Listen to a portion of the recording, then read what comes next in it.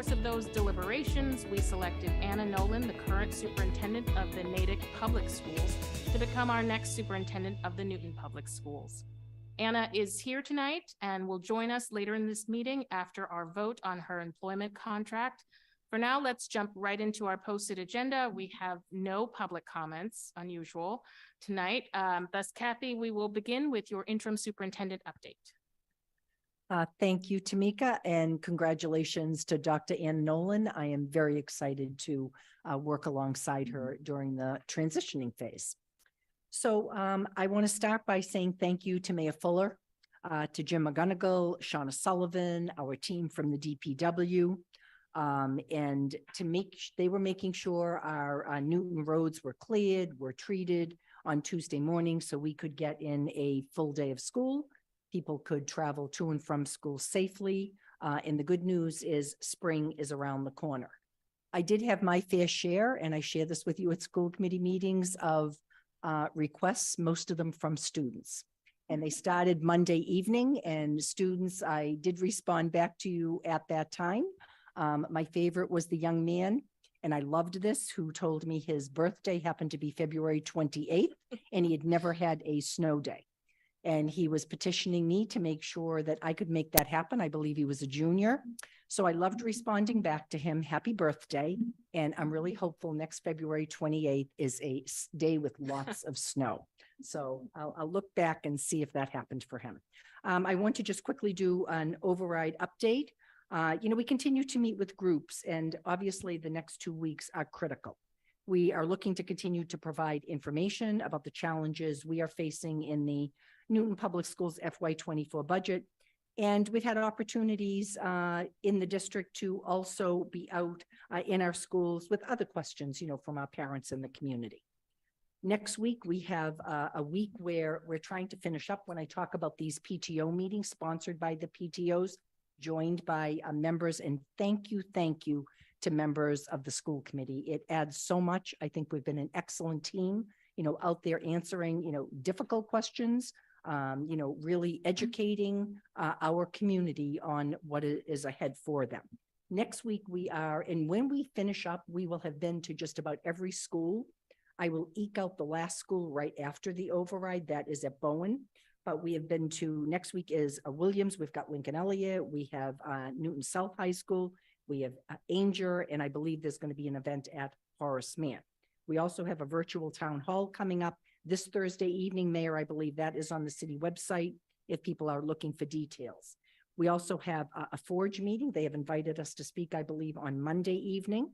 Last night, we had the Newton Coalition of Black Residents. The mayor, I was joined by Principal Chastity Costin and DEI Director Kathy Lopes. Very interesting conversation. And quite a lengthy meeting. It was great, very, very informational. The election is taking place. I'm sure everybody knows that the special election on March 14th, I believe early voting is starting this Friday, and many of your constituents and your voters have mail-in ballots already delivered. Tonight, I do want to talk about, during the budget update, you will hear a presentation to the school committee just to update you on the very work. Obviously we will know more come middle of March, but we are very busy looking at and following up from our dual budget presentations on January 23rd. Also, we have coming up on Friday, I just actually met with the team of superintendents from Tri-County that will be presenting on Friday morning. You've heard me talk about the advocacy, looking at our state funding. So we are finalizing our agenda. Mayor, you will obviously thank you for hosting this, for greeting the members that are going to be there. We have asks, and that is information I will share with the school committee. The governor's budget did come out last week. We're still working to really kind of unpack what that means, but there are asks that we have beyond that budget that the governor has put out. And also some good news. But let me just finish this. Also today, a video went out. So usually I do a newsletter. So I actually did a video to families and to staff. I think it is so important at this point that they get as much information as possible before many of them are making choices in this special election. So the good news was last evening, and I was jumping from a couple of virtual meetings, we had our kindergarten family information night. And I want to thank Dr. Aisha Farag, our elementary school principals, Mara Tynes from the Office of Student Supports, for hosting this night with close to 300 families taking part in this virtual event. You had interpretation available in Spanish, Mandarin, Chinese, Portuguese, and Russian through what's called a Lexikey. And I was was able to stay for a short while. And I will comment to you a couple of my feelings as I thought about all of your kindergartners that will be coming on in September of 2023, and really related to the work that we are presently doing to really support, especially our littlest students coming on board. And I want to also finish up with, during last week, I received a call from Mayor Fuller, who shared with me some information about the possibility of an emergency homeless shelter going into your former Hotel Indigo. Am I saying it right? Indigo. And this is, again, for families who qualify for state emergency assistance. There are presently conversations, I believe, with the property owners, Mark Development. I was also contacted yesterday by an administrator in the Department of Elementary and Secondary Services, who I've worked with, as you can imagine, for many years, coming from, the urban district that I came from. And we are beginning to have conversations about the supports needed, what we would do for these families. And I will keep you updated as more information, becomes available, so that we can be prepared and do everything we need to do to welcome students into our schools and make sure they are supported every way possible. So that is my update. Kathy, any questions from the members about something Kathy spoke about in her update? Go ahead, Rajiv. Thank you, Kath.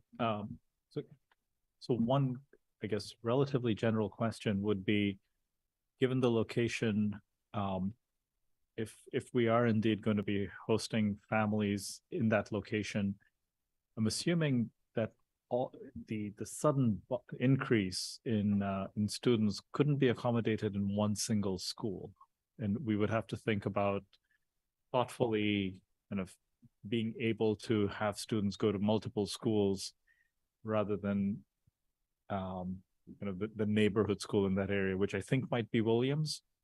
So I just wanted to check on that, because it does seem like we may not be able to do the neighborhood school approach if this happens. Yeah, this is very early on in the process, but you can imagine we have had those conversations. Some information I received yesterday was it could be about 50 families. They actually look at what that translates into students. So you're talking, again, a conversation of under 2 students possibly per family, but that could be, up to 100 students. And an influx of the other comment made is many of them are elementary school students, but there were some middle and there were some high school, but that would be the majority of the students we would be housing. So we would have to obviously look at the needs, find a liaison through McKinney-Vento. You have a person that I think is a 0.1. So not a lot of their duties. So obviously we would have to look at how we support the registration, how we support making sure our students, are in schools where they can be supported. So I think that's for conversation down the line, but we are aware there are students, and we will have the Department of Elementary and Secondary Education as a partner, even a financial partner with some of the influx of students, to making sure we're meeting their needs. Great. Thank you, Kathy. Thanks, Rajiv. Good question.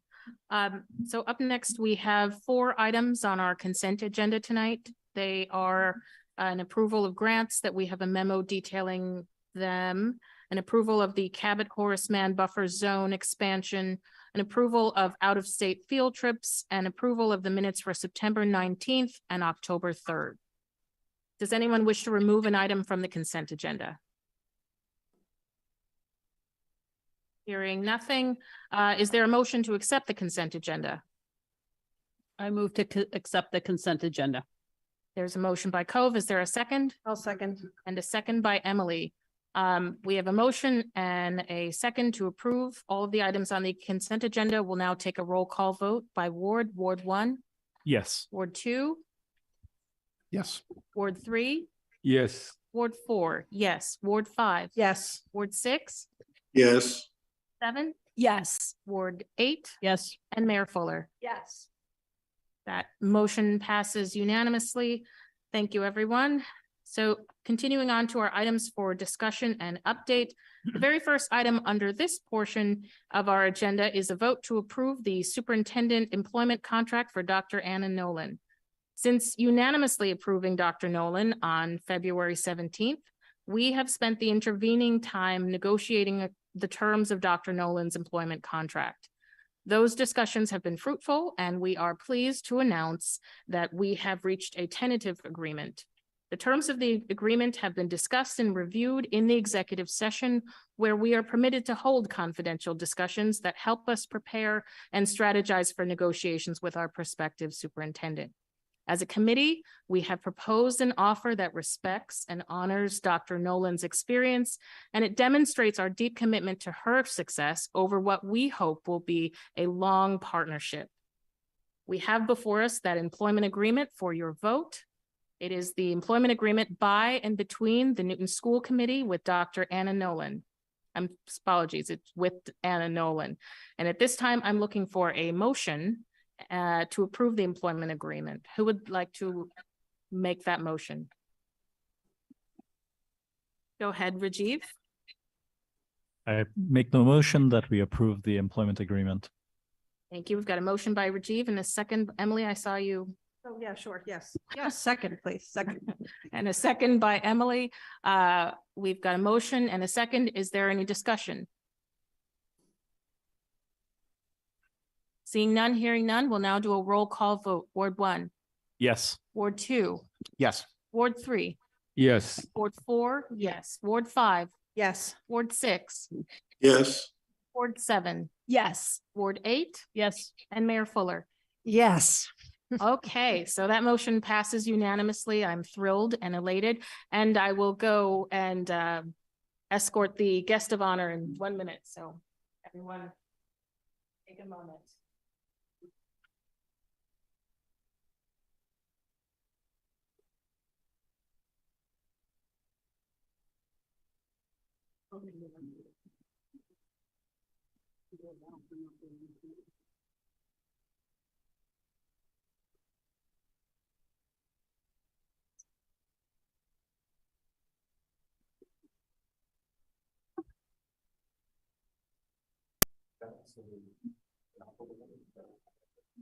No, students who want to be part of your, or the next guest, because you guys have an extra one too.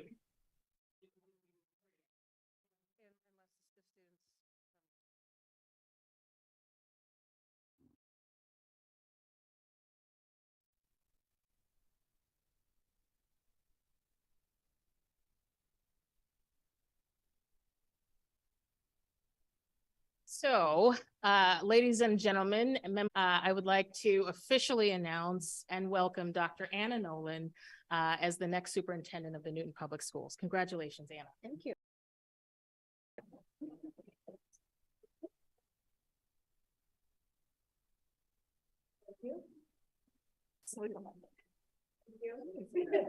Thank you. Thank you. Good to see you again. You're welcome. Thank you.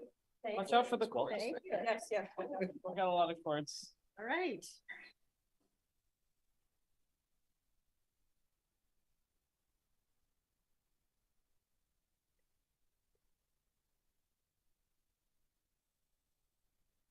Are we going there? Or is Lisa there? Now, let's go there. You want us to come? Actually, come this way.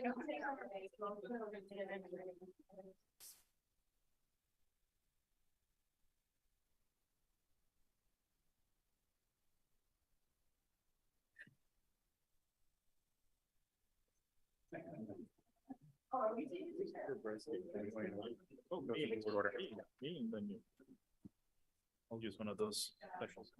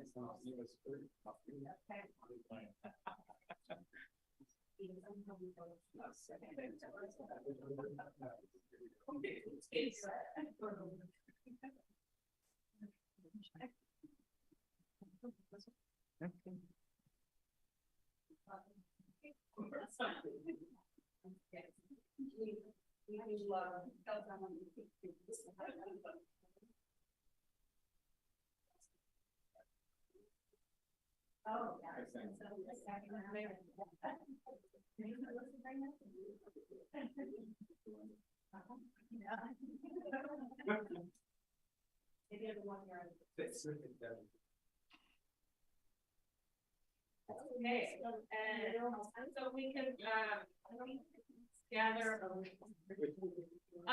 That's, yep, right here. Yep, right here. Watch the cords. All right.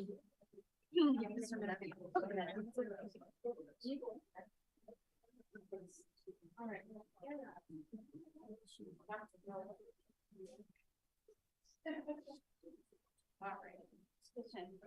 Yes, good.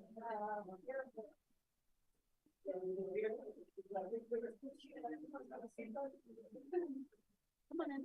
You guys swish a little. Thank you, thank you. Pronto. Thank you. Thank you, thank you.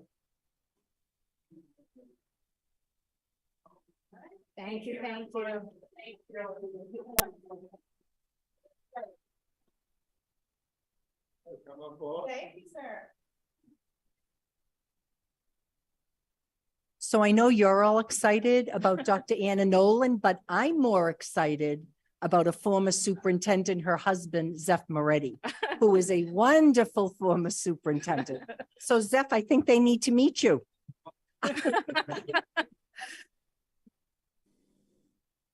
So thank you, everyone who's observing the meeting for indulging us in that. It felt right and indeed very good after these many months of this process to have that moment as a group and with our new superintendent, Dr. Nolan.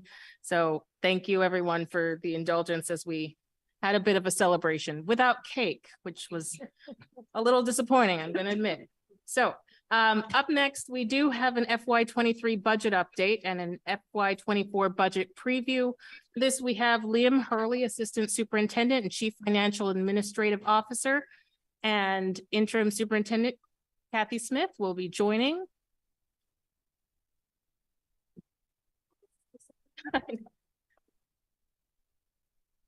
We get all. Yes, they're good. All right, thank you, Steve.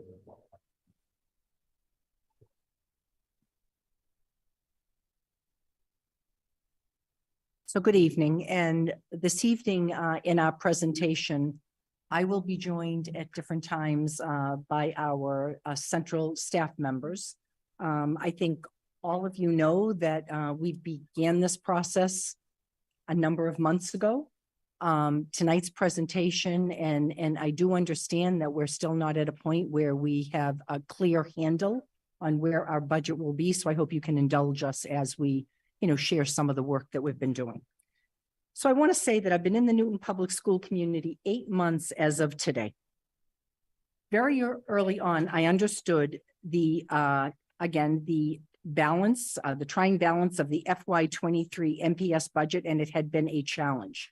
When faced with a budget deficit, the City and School Committee came together to find funding to support our schools and our students as we prepared for the 22-23 school year. Very quickly in my tenure as your interim superintendent, I understood that this budget challenge and structural deficit needed to be studied and corrected if we were to stabilize our workforce, our programming, and our supports to roughly 12,000 students and our staff. I clearly understand the economic realities and the sacrifices for many residents, families, businesses, and the entire Newton community as we work together to be mindful of the challenges in these times. I also understand that at this moment in time, we need to come together to support this generation of students who have weathered 3 years almost to the day of experiencing interruptions to their educational journeys. And I took a step back when I was preparing this today, And I thought about my little third graders you've heard me talk about from Memorial Spalding that invited me to look at some of advocacy on their part. You've heard me talk about going there and providing the additional trash barrel and the playground, that meant a lot. Went back to see the students as we brought this on board. And I think about those students, and they were kindergartners during the time that their educational journey was interrupted. And to look at them today, to look at when I'm in that classroom, the class, the teacher, the interventionist, all the things that you have witnessed during the time where we have had presentations talking about supporting those very students, and they represent students obviously throughout the district. But to think about them and to think about the challenges and the decisions that we have to make in the weeks and the months ahead.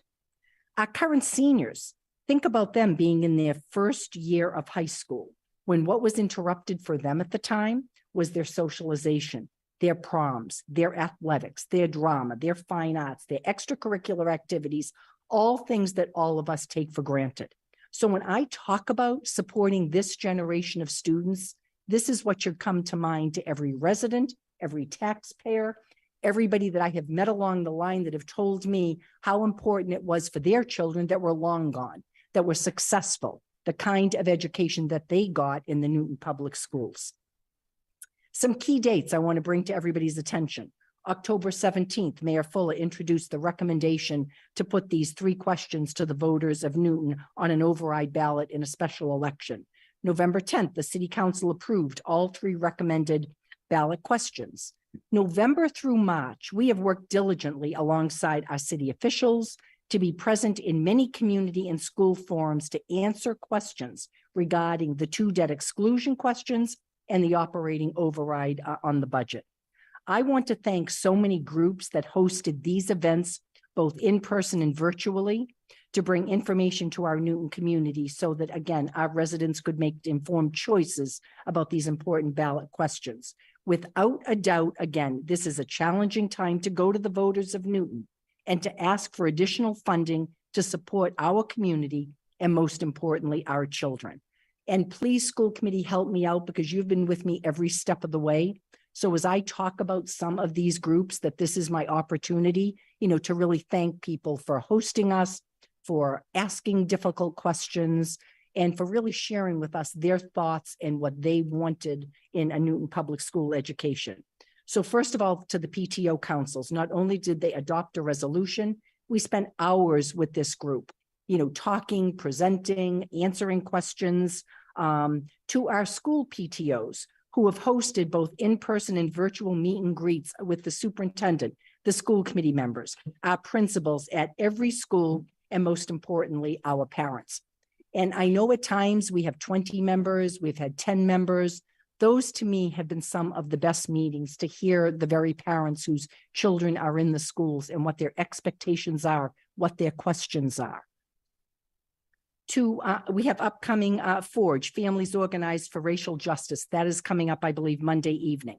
Last evening, you heard me mention the Newton Coalition for Black Residents standing alongside the mayor and our team answering questions. We had a citywide school in-person forum held at Newton North High School back last month. Virtual town halls sponsored by the mayor's office for all city residents and stakeholders. Mayor, I've lost count. I think there are between at least 6 to 8 and maybe more. The Newton Teachers Association, who again stand beside us and are key players understanding the impact on what they provide to our students each and every day.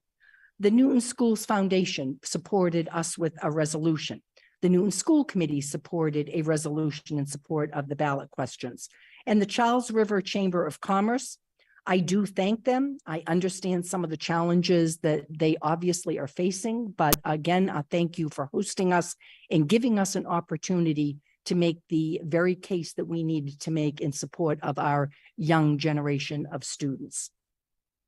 Also to the Newton Chinese Language School, an in-person forum on a Sunday, I believe, just about a month ago, really support all of this.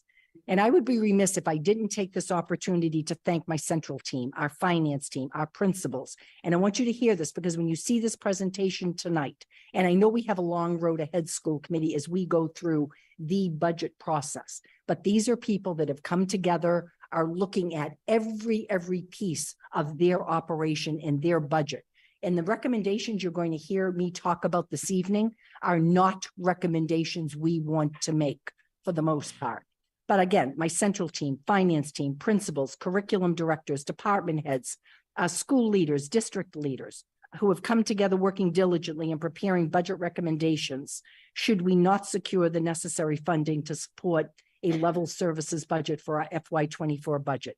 Thank you to our staff and our families who continue to work alongside our team to make sure we have the resources needed for our 12,000 students. I remain optimistic that with additional funding, we can work to close a structural deficit and support a more stable budget that our district needs. Okay. So I think I've talked about this. Liam, I'm going to hand it over to you to. Sure. Good evening, everyone. You have seen this slide, and we actually we reversed the order. We wanted to put the questions here. This is a slide that the city has up on its website, and I think it's an important slide for us. So this first question is really the operational override, and that's the one operational override. And many of the elements here, the significant one is the 4.5 into the Newton Public School operating budget. There's also $775,000, which is also circled. That's for the Horace Mann Elementary School, and I've talked about these. But many of these other pieces also do touch the schools. The sustainability and climate resiliency, much of that funding would potentially come to schools in terms of the way of going electrification.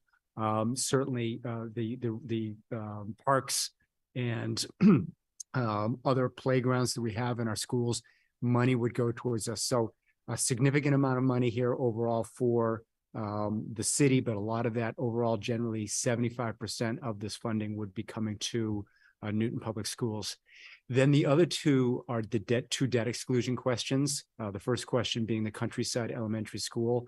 And that, as you see, is a lower number than the Franklin School. The overall project costs right now are estimated to be the same cost. The reason that is lower is due to the MSBA funding. There would approximately be 30% of that. And then the third question is for Franklin Elementary School. So both of these projects have been moving along, and these votes are critical in terms of making these projects happen. We've put the links in terms of information on our website as well as the city's website. The city's website has a tremendous amount of information. You can get tax information. You can plug in your address. We've got most of the forums, a lot of information that we've put out there that Kathy just talked about. Are on these websites so people can go out and make that informed decision. We've talked a little bit about these budget drivers. I mean, Kathy, if you want to hit any on these as well, I'm happy to as well. But these are the three big buckets that we've talked about, and I think it's important to just kind of reiterate these. So again, we've shared this with you, I think, at 3 of our school committee meetings. It's important for people tuning in maybe for the first time, to talk about our growing student needs, whether it is a result of the pandemic, the challenges that we're facing, making sure that we take this opportunity with our students to provide personalized learning for each and every student, to make sure we're maximizing the time spent in the classroom. If we have, again, gaps, any kind of gaps in their learning, to make sure that we're able to address that with our interventionists, our literacy coaches, our social and emotional interventionists, supporting that classroom teacher to make sure every child receives the education that they deserve. And we've talked a bit about rising costs and expenses, and certainly some of the 3 largest areas in our budget, the out-of-district tuitions. That's the area that this advocacy work on Friday. This is the rate increase from the OSD going up 14% on our tuitions. We've also talked about utilities, particularly some of the supply rates for the delivery of our electricity and our gas at our buildings. And then another significant increase is our special education transportation expenses going up next year. These, and we're not alone in these costs. Many districts are feeling these same expenses. I think many people are feeling this in their own households as well. So these are costs that we're faced with, and we're needing to basically meet the challenge of those. The other one that we've also been talking about is the use of one-time funds. And we've really been grateful to both the city, the state, and even federal funding, from ESSER funding to ARPA funding, to also to our carry forward money that we've done with our circuit breaker. We've been relying on one-time funding. It has been helping us. That money, ESSER funding does go through next year. We've used some money in FY 22 to basically balance our FY 23 budget. We are planning, and as part of this process, we've given you some FY 23, our current year, a fiscal update. We'll do one at the next school committee meeting as well on March 13th. We are in a good position right now. The current plan is to try to carry forward as much as $2 million. And if we can even beat that, I'd like to do that. But we're still relying on one-time money then to balance then that FY 24 budget. So that savings has been helping us, but it's not the way that any of us want to have, really meet the continual operating needs of a district.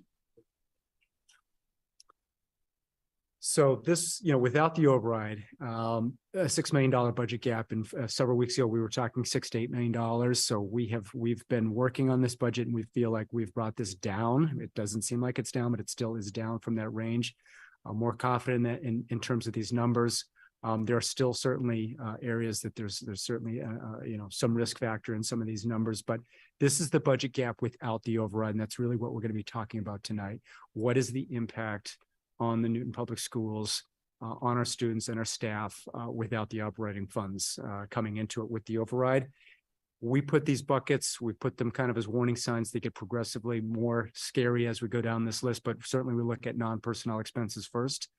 We look at administrative and operation expenses and personnel, extracurricular activities you'll see as well. And then lastly on this, classroom and school personnel. That's the area that we want to stay away from the most. Unfortunately, with a gap this size, it does get to that level as well. So we're going to be going through, we're going to go actually literally kind of program area by program area. Toby, I think maybe remote, a few others may be remote, I'm not quite sure, but we will go through each of these and give some broad areas of what we're looking at. It's not yet, remember, we have not yet actually started our full budget round with you folks, but this is kind of some high level thinking of what we're anticipating and where we're going. In some cases, we have more reductions than we need, but we are still kind of whittling down what are the areas that we would look at in terms of making these reductions. And I think it's important, and I know, Liam, you're really going to address this, but when you look at a budget deficit as large as this at this point in time, and again, this is without the additional funding, without the override, and this is where we have to have a starting point to start to do our work. So we looked at this across the board. Every operation, every department, as I said, had an opportunity to sit, to look at their budgets and to look at, and again, our goal is to stay away from the classroom operations as much as possible. That is, you'll hear us talk about though tonight. You will hear us talk about class size. You will hear us talk about resources, but this is the effort that we went through. So when you look at, as Liam said, when you look at these amounts, this was a percentage of the budget that this particular department currently has in our overall budget. So you look at these amounts, as Liam said, we have really rounded them off, but we want you to see not only as we look at each of the different departments and the amount of reductions we ask them to identify for us at this point. What you won't hear us talk about this evening, but we have talked about internally, is starting to prioritize. So when you hear about elementary education, there are some things that we could possibly do without. There are other things that, it becomes really critical that we do everything we can to maintain. And you'll hear that, such as, class sizes. And also understand, we have gone through the process, as you do in every single budget, of rolling over classes, looking at ways that we would have efficiencies. So that is built in, and you'll hear us talk about that a little bit this evening. You'll also see the fee increases. I'm going to say it now, and I'll say it again as we do this presentation, that the fee increases that you see are moderate, and some a little more aggressive. And this would be if we do not have the override or the infusion of those dollars. So I just want to be clear about that. Let's see. So we're going to start with our elementary education. I know she is here. She was out supporting, I talked about those seniors, supporting an event for her senior son this evening at our Newton North High School. Hi, everyone. I will be talking with you all about the possible reductions for elementary, and I think it's important to stress, A, that they're possible. This is a menu of options that we've discussed as possibilities. And to reiterate what Kathy said at the outset, which is that none of these are recommended. I think it's really important to acknowledge that as educators, our primary role is to think about what's best for kids and to advocate for what is best for kids. And these reductions are not best for kids. That said, we are in a position of needing to identify up to $6 million or more in cuts across the budget. And so therefore, these are some of the things that we're examining at this point. The first, as Kathy mentioned, is we've already taken into account enrollment-based reductions for elementary classrooms. Those are built into the base budget. We do that every year. And just to highlight the impact that that has and how enrollment, because there's been many discussions about enrollment and how enrollment impacts reductions. Next year, we anticipate a decline of 31 students at the elementary level. One might assume that that's 1 or 2 classrooms. There will be a reduction that's in the budget. It's an 8 classroom reduction that we're making for next year based on enrollment. This is looking at class sizes across the district where those efficiencies can be recognized, with then adding back 3 for a reserve that in the event that those are needed due to enrollments later on down the line, for a net of 5. So you can see then that the numbers don't, it's all about how the numbers fall. One would not expect that a reduction of 31 students would result in a net loss of teaching positions of 5. That said, looking at if we were in a position of needing to make further cuts, we would have to be, one of the things we might look at is looking at additional reductions in classroom teachers and assistants by increasing maximum class sizes.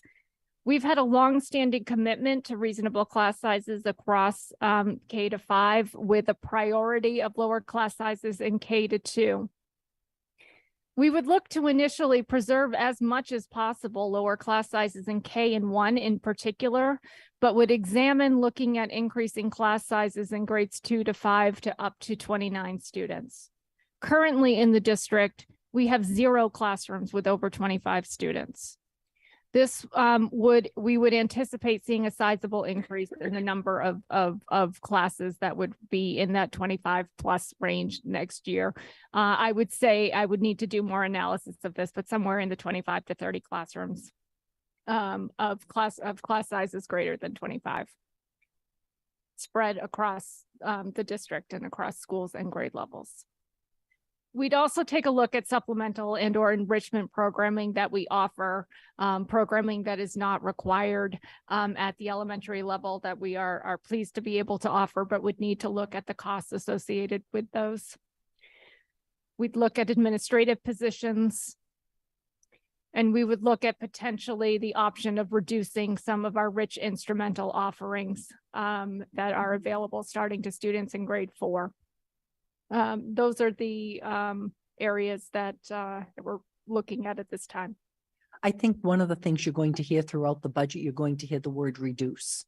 So we are trying desperately not to eliminate, making sure when we look at programs, when we look at offerings. So that is going to be a theme that, again, you will hear throughout the presentation. Thanks, Aisha. We're going to pass this over to Toby, who I think is online. Toby, I'm happy to have you take this slide if you'd like. Yeah, can you hear me okay? Can you hear me okay? Hi, Toby. Yep. Yeah, similar themes to what Aisha just mentioned for the elementary area, looking at the across the board cuts and the target numbers from earlier. Secondary ed potentially has the second largest total amount of reductions, and again, similar to elementary, adjustments based on enrollment are already built into the base budget that we're then reducing from. So our middle school enrollment for next year is going down, so there is a decrease of I believe approximately 5 teachers built into the base budget for middle school, whereas at the same time, enrollment for our high schools is going to be increasing for next year with a larger bubble, larger classes moving up through the high schools. So there's a similar size of FTE increase just based on enrollment built into the base budget. From there, we have to create a plan for reductions, again, which are not in the best interest of meeting our district-wide goals or our students overall, but to find a way to meet that target reduction amount of $6 million. So at the middle school, we would use the team size target rather than talking about class sizes. We talk about team sizes and bring team sizes up to 100 students from the current target of 90 that we're at now. And you can see the savings there associated with that. For the high school, it's a little trickier to target specific class sizes because we do have a range of different class sizes depending on the specific needs of different subject areas, as well as at different levels of classes and the intensity of what students need there. But in general, what we would see is significant increase. We currently have a decent number of classes with over 25 students. You can see those numbers in the enrollment and class size report. That number would increase significantly with additional reductions at the high school level for staffing. It would also likely reduce the ability of students to get their first choice electives or to take multiple content area classes. Often we have students that with the current availability of classes are able to double up on things like science and mathematics to accelerate. That would not be possible with the new staffing levels in most cases. So those are some of the significant impacts that might have. Then we also talked about in the initial slide on how we want to do this. We want to try to protect the classroom as much as possible. So we started out by looking at what reductions we can make to our athletic and enrichment extracurricular programs at the secondary level. We do have significant amount of programming. So the reductions here build in up to 10% reductions to after school athletics at both middle school and high school, as well as our enrichment programs. That would include the fine arts, theater programs, for example, which take place outside of school. So we would have to significantly decrease funding for those. And then also a similar proportional reduction for our career and technical ed programming at the high school level too would be another area that we would likely look at reducing in these across the board cuts for secondary. I think that's it for this slide. I'm going to pass it on to Renee, I believe, to talk about teaching and learning reductions. Thanks, Toby. With the teaching and learning department, our allocation is significantly lower than elementary and secondary ed. And so the ELL department also falls under teaching and learning, but they have their own separate budget, but we included them here with teaching and learning. So possible reductions for us include ELL staffing reductions, as well as taking a look at some big ticket instructional software applications that we started to use during the pandemic and continue to use the past few years. And then lastly, we are also taking a look at enrichment program coordination to look for possible reductions there.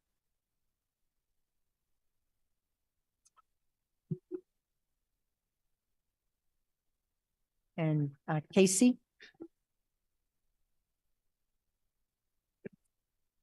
Right, good evening, everyone.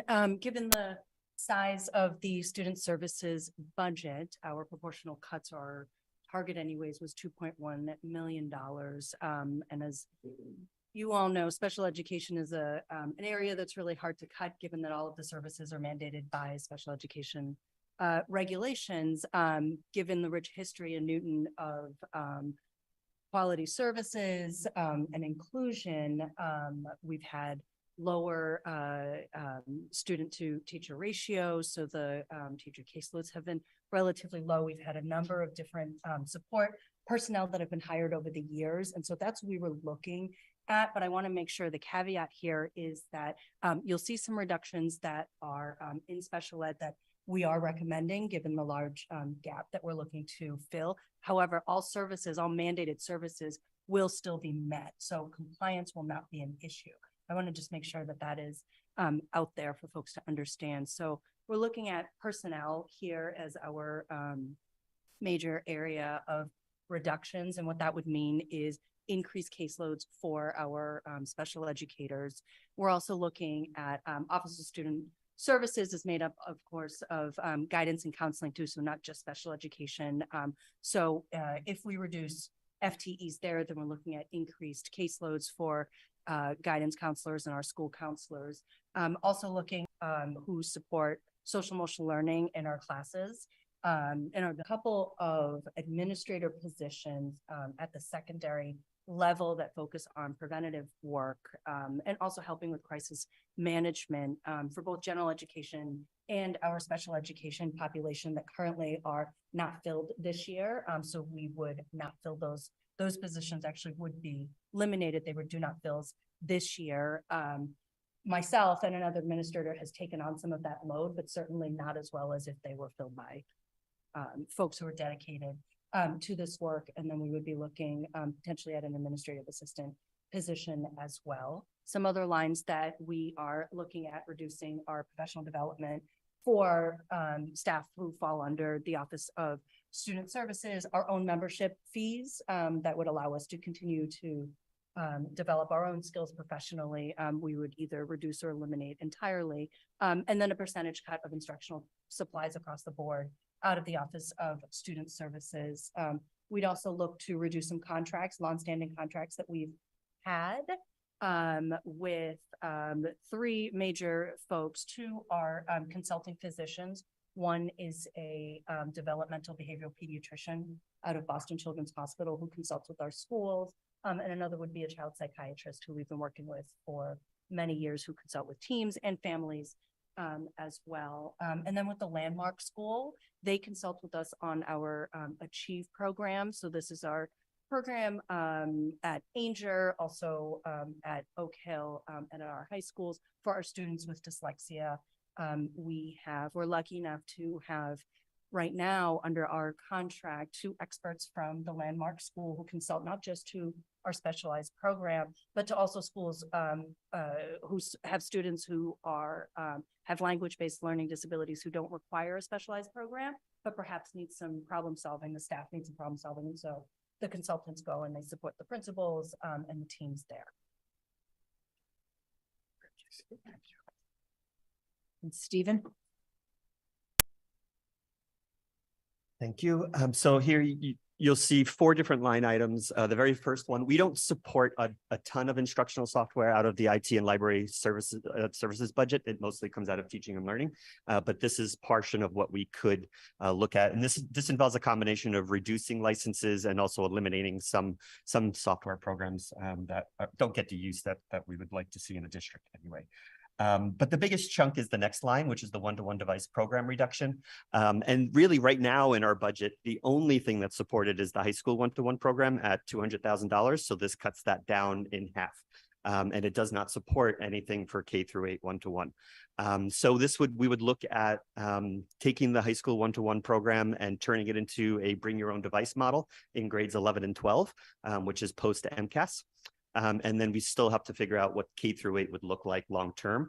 We can support that for another 2 years based on device age, but we will have a large chunk of devices that essentially age out after 2 years that we would have to then figure out what that model looks like. And I would have to figure it out sooner just so that we start transitioning to it. But that's the biggest reduction that would affect us and the entire district. And then we have a line item for summer interns. That position helps to prepare devices over the summer for both students and staff. And then personnel, $80,000 cut across the department in various aspects affecting both IT and library. We have taken cuts in personnel over the last year. This budget in particular for this year, we already took cuts. So there's not too many more we can cut out of the department, but that's about all I could do in that line. Thank you. In terms of operations and administrative reductions, we have looked at a few areas potentially here at the Ed Center and at schools where we would make reductions to administrative assistants. We have also looked at and consultation with David Stickney, potential reduction in custodians. That would potentially mean less clean buildings, less building coverage, less ability to have, be prepared for all the things that come our way for our schools. And then lastly, and I have an additional follow-up slide in terms of some potential fee proposals. Again, the current thinking and kind of recommendation of the school committee right now would be, in the event the override is not approved, that we would talk to you about these fee increases. But if the override was approved, not to touch fees this year. We can talk, and certainly would be open. This is a school committee jurisdiction. Fees are your jurisdiction in terms of what you want to do, but I think that'd be the current thinking there. And I'm going to show a slide on a couple of different scenarios. And I would say, I know there might be some questions on real specifics about FTE. I think just given we have not had conversations with any staff, so just ask you to just be mindful that we've not had conversations. We are relatively high level in these, in this descriptions here. So we're not really in a position to talk specifically about what those might be. And certainly the budget process, we would be doing that, but we've not yet had those difficult conversations with any of our staff members, but we wanted a level of specificity to understand, the overall impact. So just moving, and this chart's going to be a little bit difficult to read. And I can, again, I can get some more information here. We don't need to look at every line, but there's basically our current fee structure in the second column for our various fee programs. In total, we generate about $2 million of fee revenue. Proposed fee example A typically is increasing fees between $25 and $50. And the proposed fee example B is a more aggressive, more higher increases, more $50 to $100. None of these are set in stone. This was me looking and just trying to make these kind of, increases, one more modest, one more aggressive. The proposal example A would bring in approximately $325,000, and the B would be in the $720,000, $740,000 range. So as you know, that fee, how that helps our budget is that fee revenue, then we can only use any revenue associated with that expense. So for example, raising the bus fee, we would then lower in the operating budget what our cost is for our yellow buses. So that it would be just an offset to that line item. So if our costs are 3.5 million, if the gross cost, if we have another $200,000 in fee revenue, that comes down on our budget to $3.3 million. So it saves us in the operating budget by offsetting those direct expenses there. So, just keep in mind, any fee increases or all fees, anybody is able to, and we encourage anyone to apply for financial assistance. It is on Aspen. It is a very simple process. We've tried to streamline that process, and we have a very, very, basically, we do not want to deny anybody the ability to participate in any fee if they, for unwillingness to or inability to pay. So that part is critical for us. Another one that I know that I've talked to the school committee a little bit about is transportation. There's different models that we could think about. One is transporting to the law. The law states that you have to transport students that are in K-6 that live more than 2 miles. So 2.01 miles or more in K-6 is actually all that we have to transport by law. If you look at an elementary map at our zones, we would actually typically not even have to transport a very, very few number of elementary schools, because we have so many elementary schools. We would have some middle school students, but we would significantly decrease our bus fleet. That has a whole ripple effect in terms of the city and traffic and services we're offering to our students. It's not something I'm recommending right here, but it's something that I just want you to be aware of. Another piece that I would want the school committee to be aware of is that we do not currently charge our elementary families for the bus. Many districts that do charge fees do charge it more on a K-12 level. Again, you can charge that for anybody that is under the 2 miles, and then 7 to 12, it's for anybody. So that is another area. If we did end up looking at charging elementary families for the bus, that could be a potentially $320,000 increase alone just to our fee revenue. We have approximately 1,400 elementary passes We do think there's a number of families that just sign up for the bus because it's free and it's convenient, and so they may or may not, avail themselves of that. So I don't think we would get nearly that many people signing up if they needed to pay for that bus. So I wanted to bring those out to you. I think potentially one of the thoughts I had was thinking about if the fees, or potentially thinking about fees over time, this would be something we could examine, bring forth more comps and what other districts are doing, where do they stand, and kind of move this along.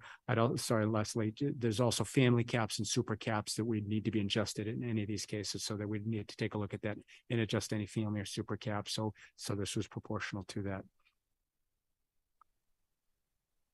Kathy, I don't know if you want to talk about some of the funding recommendations that we're also thinking about as well. So in addition to reductions, there are things that we believe that we'd like to at least have, consider to the school committee as well. And again, this is obviously the role of the superintendent, and the school committee has asked for these recommendations. So your STRIDE program at Bowen, that would be a commitment of $500,000 to $700,000. At this point in talking to Assistant Superintendent Noel Miller, as she talked about, we are presently able to look at the students, coming into these classes. We would be really pushing the limits on the capacity of the classes. So I just want us all to be aware. We've had a lot of success. We've talked about developing in-house programs. This would be something that we absolutely have anticipated for a while as our students age up and continue to need services. The restoration of curriculum coordination and academic support. So when Dr. McCall just presented, and again, she talked about having a smaller deficit to close because of a smaller budget. One of the things that happened last year was you looked at your coordinators. They took on some teaching duties along with their coordination. So when you look at the give and take there, it's important for the support, especially at this time throughout the district, of our coordinators to look at bringing them back full time. And that's in exchange for, you heard Renee talk about some of the programs that were brought on during the pandemic, programs that are used by a number of our teachers, our students, and that would be really the trade-off there to bring back our curriculum coordinators. We talked about cybersecurity, something that is critical to the operation of us as an entity. And looking at, the one-to-one technology program maintenance. And when I talked to Stephen Rattendi, and we were hopeful moving forward that these were the budgets. And when you look at technology across all districts, when the pandemic hit and we had, the CARES Act, the ARPA funding, the ESSER funding, this allowed us to do what we needed at the time to build our one-to-one devices. We've been very successful. The families, our students count on this for their everyday learning. And I think the hope was to have that in our operational budget. So, hence that was something that should have happened. So along with the cyber security, that's a $300,000 to $400,000 price tag. A financial analyst, and Liam, you can talk about this. I know that you have actually given up some positions in your office, but this is something that'll strengthen making sure that, again, looking at our finances, we're able to stay on top of it.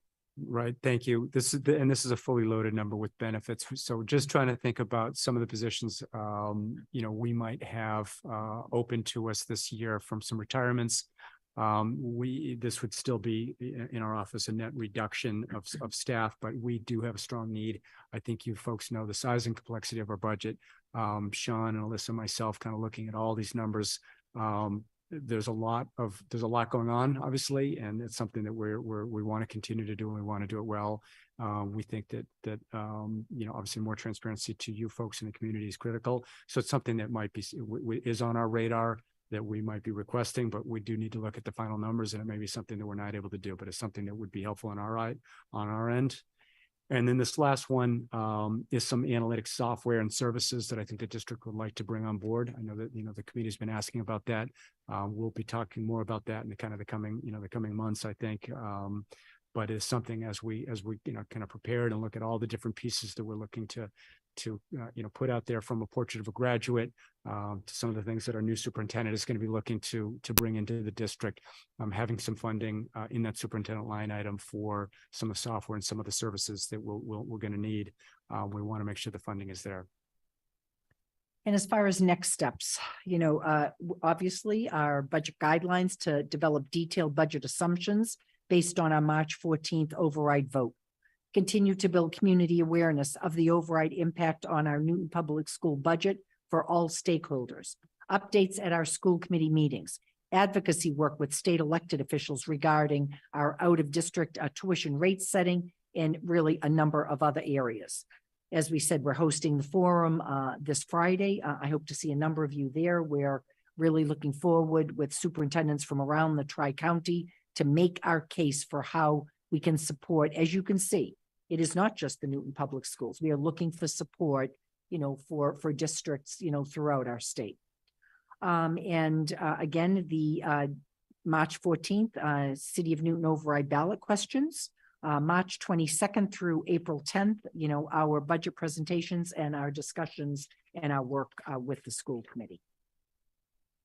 And I want to close by something that I felt very strongly about. You heard me talk at the beginning on the superintendent update about the opportunity last evening to address, close to 300 families really excited about their students becoming members of the Newton Public Schools, talking about transportation, meeting their school leaders, talking about the curriculum, talking about what we do to bring our families on board, engage them, and support those students, no matter where the students come to us every step of the way.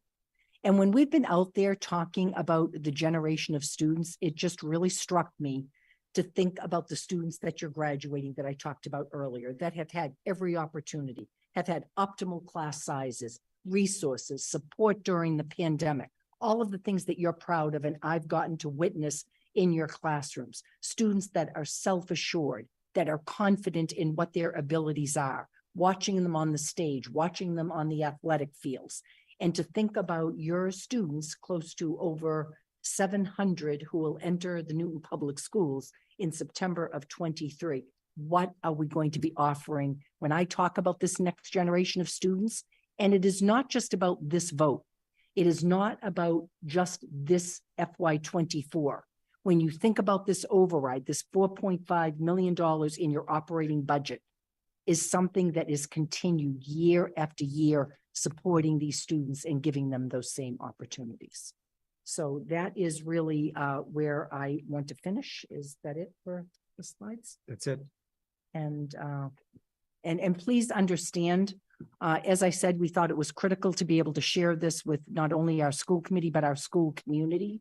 But as Liam said, we just want to be respectful. There are some things that at this point, we haven't had opportunities to go further. This is just identifying a $6 million gap. And I will say this, when you hear me say optimistic, if again, we had that infusion of money, that 4.5 million in our operating budget, there would still be somewhat of a deficit. I'm sure everybody here can do the math, but we are very, very confident that we would be able to look at efficiencies and to get to the point that not only do we stabilize our budget, but really start to look at that structural deficit going forward. Thank you so much, Liam and Kathy and Aisha and Toby and Renee, Casey and Stephen, the entire team. Thank you. We appreciate that. I think we'll take a couple of questions from the members if you have any questions or comments at this point.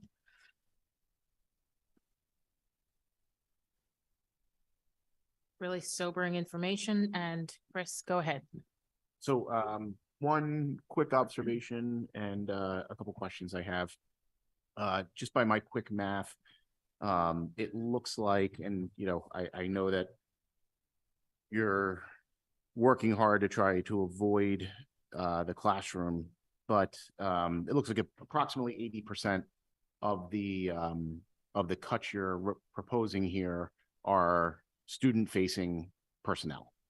And I guess the point I want to make, just because this has come up so many times in PTO meetings and the like, our personnel expenses are going to be pushing 89% or so of our budget this year. That number's up from 82% a decade ago. There really is nothing else. And I get that. I think it's worth for folks to hear that because it is something that comes up a lot. Two questions I have are, well, one big question is, which I'm not expecting an answer to, but how are we thinking about other alternatives, creative solutions, buybacks, early retirements, and, you know, all things of that nature? I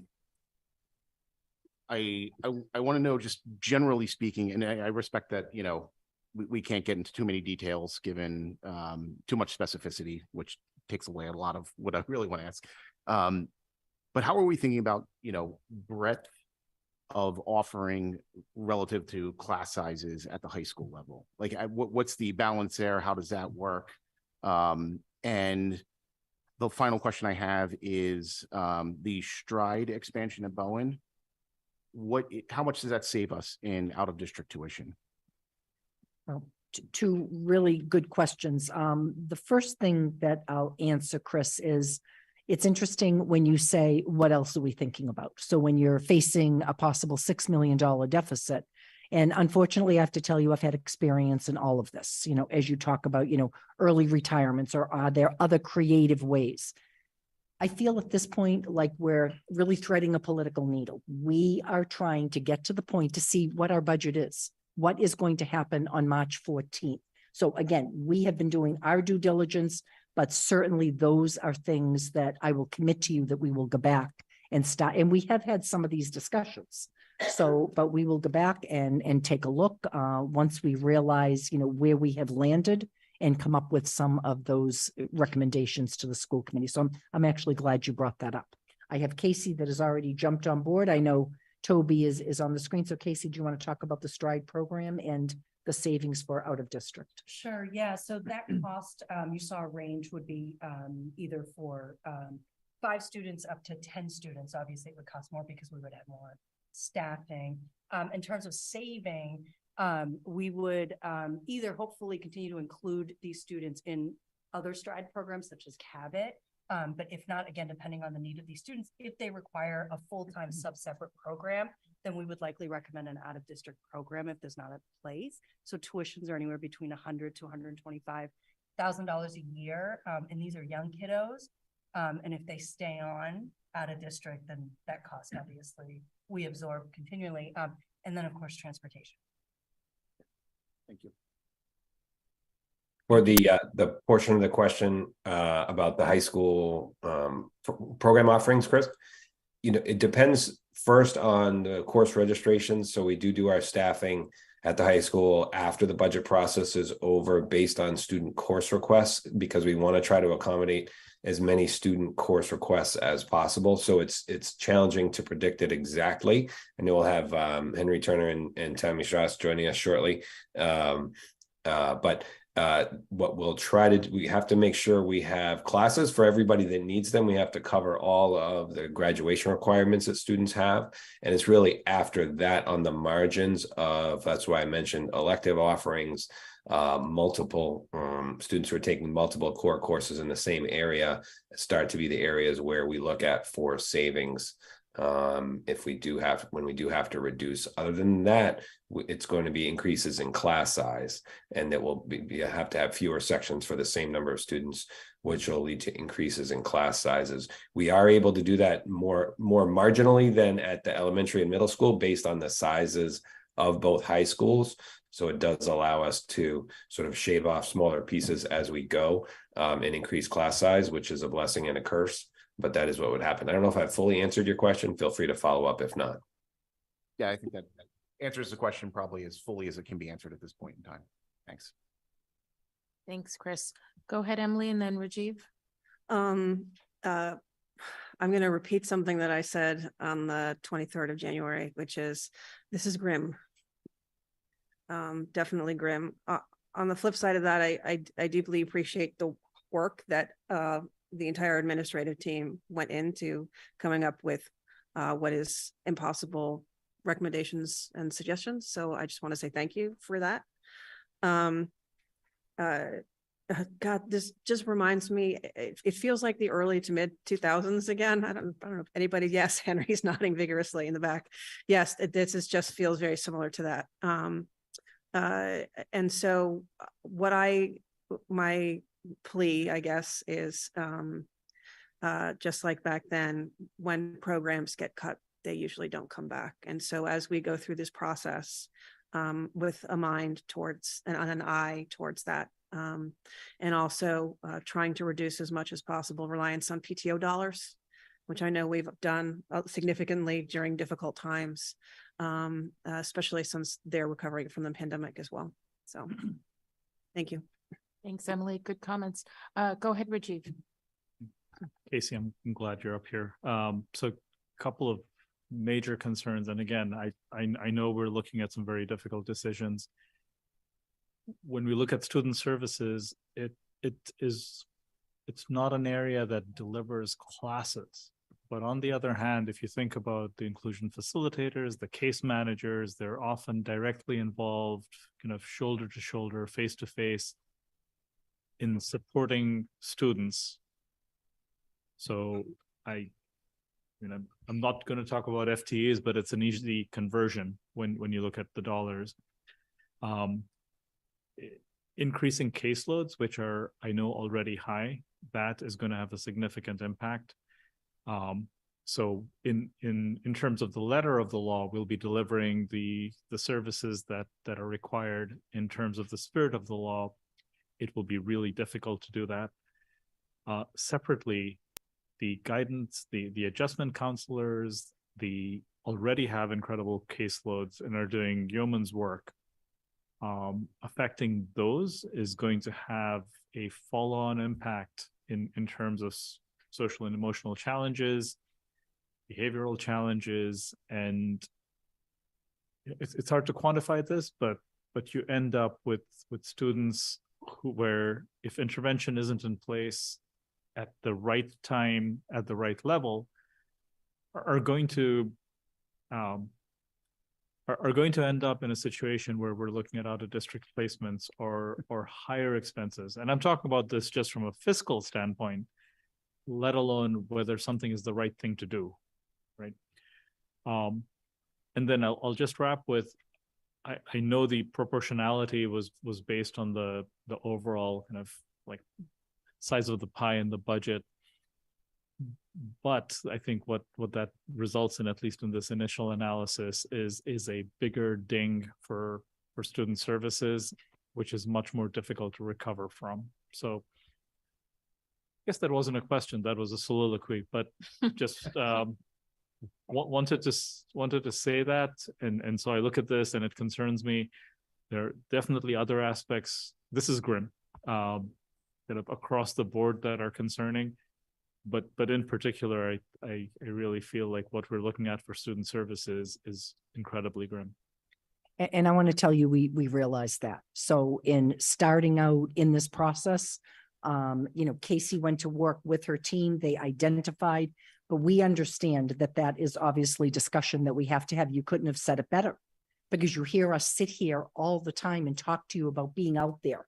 Look at something as simple as an SEL interventionist. I've talked to you about seeing a youngster taken out, dysregulated, they regulate, they're able to get back into the classroom. I mean, even at that level, how important that is for support for the classroom teacher, rather than a child, delving into problems that become much bigger. So we are completely aware of that discussion. And I want to assure you, unfortunately, until we land and we know where we are, but we will do everything to protect not only those kind of services, but for the very reasons that you said.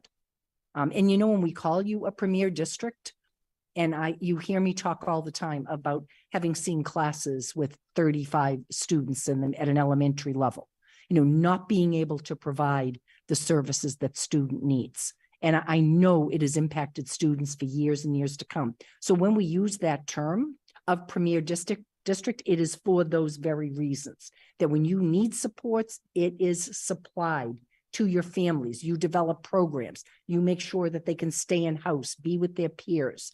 You've done that homework and you've been able to research it and are able to support that. So I just want you to understand, we've had these very discussions with our team looking at our budget deficit. So I continue to be very, very hopeful that although we might have some structural deficits that we will need to pay attention to, we would be able to, with the funding, the additional funding, able to continue to provide these supports for years to come.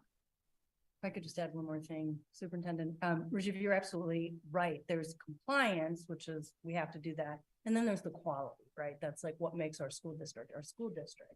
So when I look at, let's say, high school counselors, for example, the National Association for School Counselors, the recommended ratio is 250 students to 1 counselor. We are well under that. We're about between 170 and 180, which is still a lot there. And this is general education. But again, because it is so grim, we have to look at these areas. And thank you. That's a great point. Not all of student services is special ed.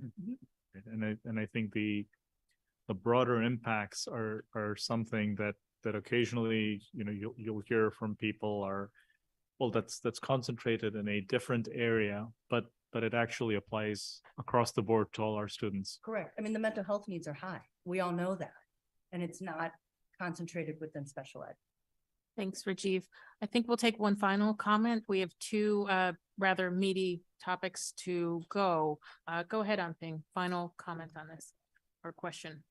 Thanks. Quick comment.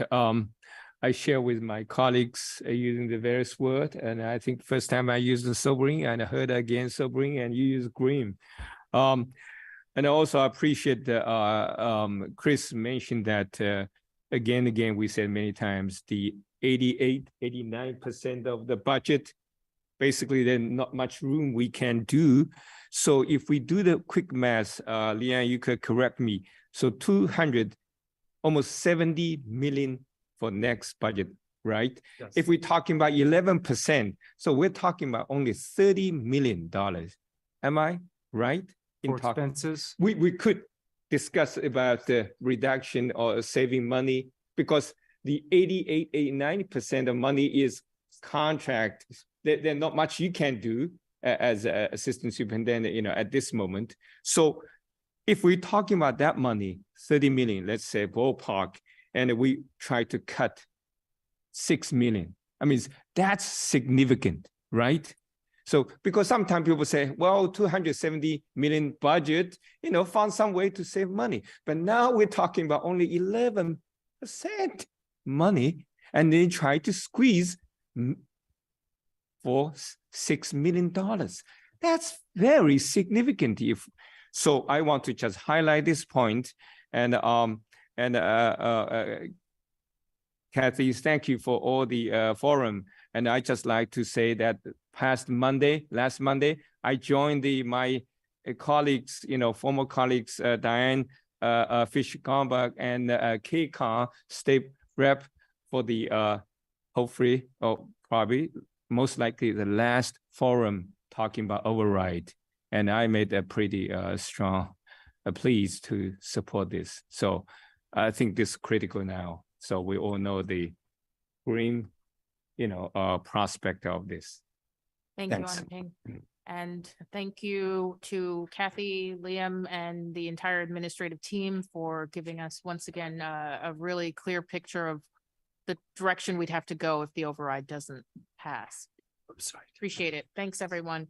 So up next, we have a system-wide goals update, high school counseling, college and career. We've got Assistant Superintendent of Secondary Education, Toby Romer. We have the Newton North and Newton South, respectively, principals Henry Turner and Tammy Strauss. We've got counseling department heads from North and South, and I will butcher names, so I'm going to allow, I'm going to ask Henry and Tammy to introduce everyone. I'm sparing you that. Yes. Yeah. I'll kick it off when we're ready, once we get everybody settled here. It's a I good know job. my own limitations on this.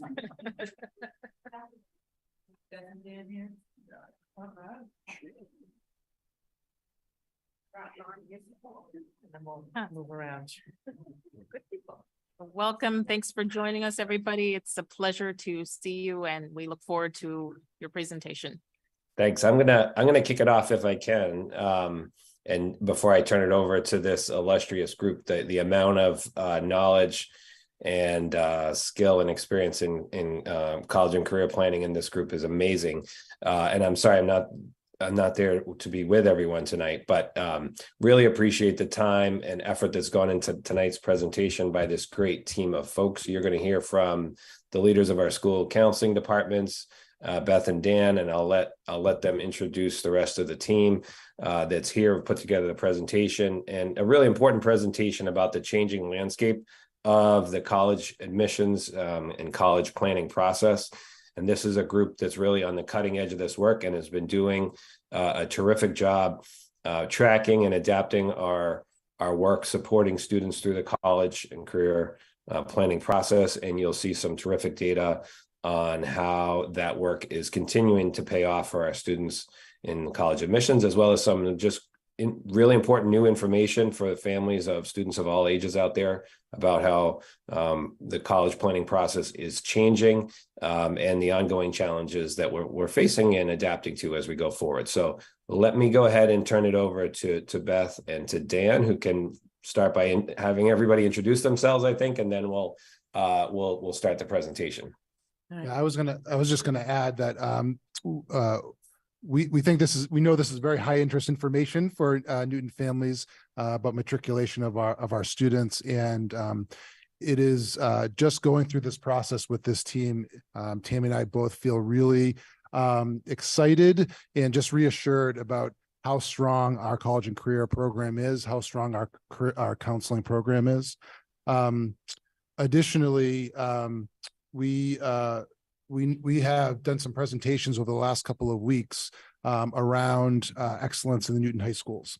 And so a couple of weeks ago, we did one at Newton North where our department chairs presented on some of the curricular changes and instructional changes we've been making, which has been very well received. And we've gotten a lot of views on YouTube by families who are continuing to watch it. And then on Monday, Newton North and Newton South staff members and students presented on the link of equity and excellence, which I think was also a very well received presentation. It was supported by Forge at Newton North and Newton South. And so we see this presentation as a third link, sort of the triumvirate of where Newton excellence lies. And so I think you're going to really appreciate this presentation. So we'll start with the North Side presentations or introductions. We have Beth Swiderskis, Director of Guidance in Newton North.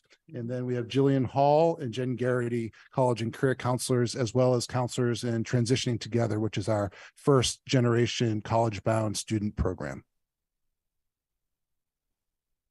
Hi, Tammy Strauss, Newton South Principal. We have Dan Rubin here, who is our department head for guidance counseling. And we have Hay Choi, who's one of our awesome counselors, as well as our college and career counselor, Kathy Sabet. All right, I'm going to start us off. Thank you so much for having us. I know it's a very long night for everybody, so we're going to keep this energy going really well. And really, this is just for myself, Dan, and I, a quick overview of the counseling services at both high schools.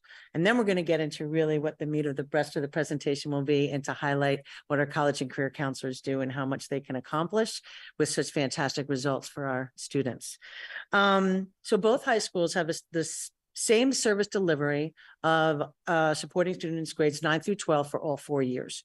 And we feel that continuity of care is so important to really establish those meaningful relationships, and with counselors, student families, and all the other types of people that are involved in a student's well-being throughout their high school career. A couple of things that the school counselor, oh, by the way, school counselor and guidance counselor, the titles are interchangeable. For many, many years, it was guidance counselor, and then through the role that has become more at times mental health focused and really expanded the types of services and support that a guidance counselor does. Dan makes a funny thing. It's not a dirty word. That's okay. But it also is now providing the academic support, social emotional support, and under academic support is anything from a student having some trouble in a particular class and wanting to really figure out how to talk to the teacher, to course registration, new student registration, things, how to balance their work-life balance. and making sure that they're staying on track with their academics, progress to graduation reviews. We have to make sure that they're taking what they need in order to graduate from these fabulous schools. In addition, with all of that, the social emotional support when students are not having a great day, and there is a full spectrum of what kind of day that can look like for every single student. And so from a school counseling perspective, it's about really making sure that we're meeting those individual needs. And then these are also, we go from supporting all students. So from a school counseling caseload perspective, it's general ed and special ed. So it's all students within the buildings, regardless of what services they have. In addition, that is where they have a counselor for all 4 years. We also see students individually. We see them in group seminars. We see them in WIN blocks. We see them at lunch blocks, before school, you name it. We're going to try to figure out when our schedules can align with the students, even when they have full schedules. And in addition, on top of the things that a lot of school counselors do, we are constantly responding to some mental health crises that happen. And we have seen this increase of mental health complex situations prior to the pandemic. And so with that, on top of it, it has really changed.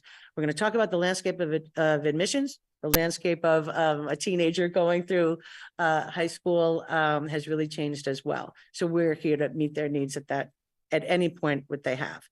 We also have a licensed social worker within our departments. We also have our METCO counselor that supplies the support, work really collaboratively to make sure that our Boston students are supported additionally that way.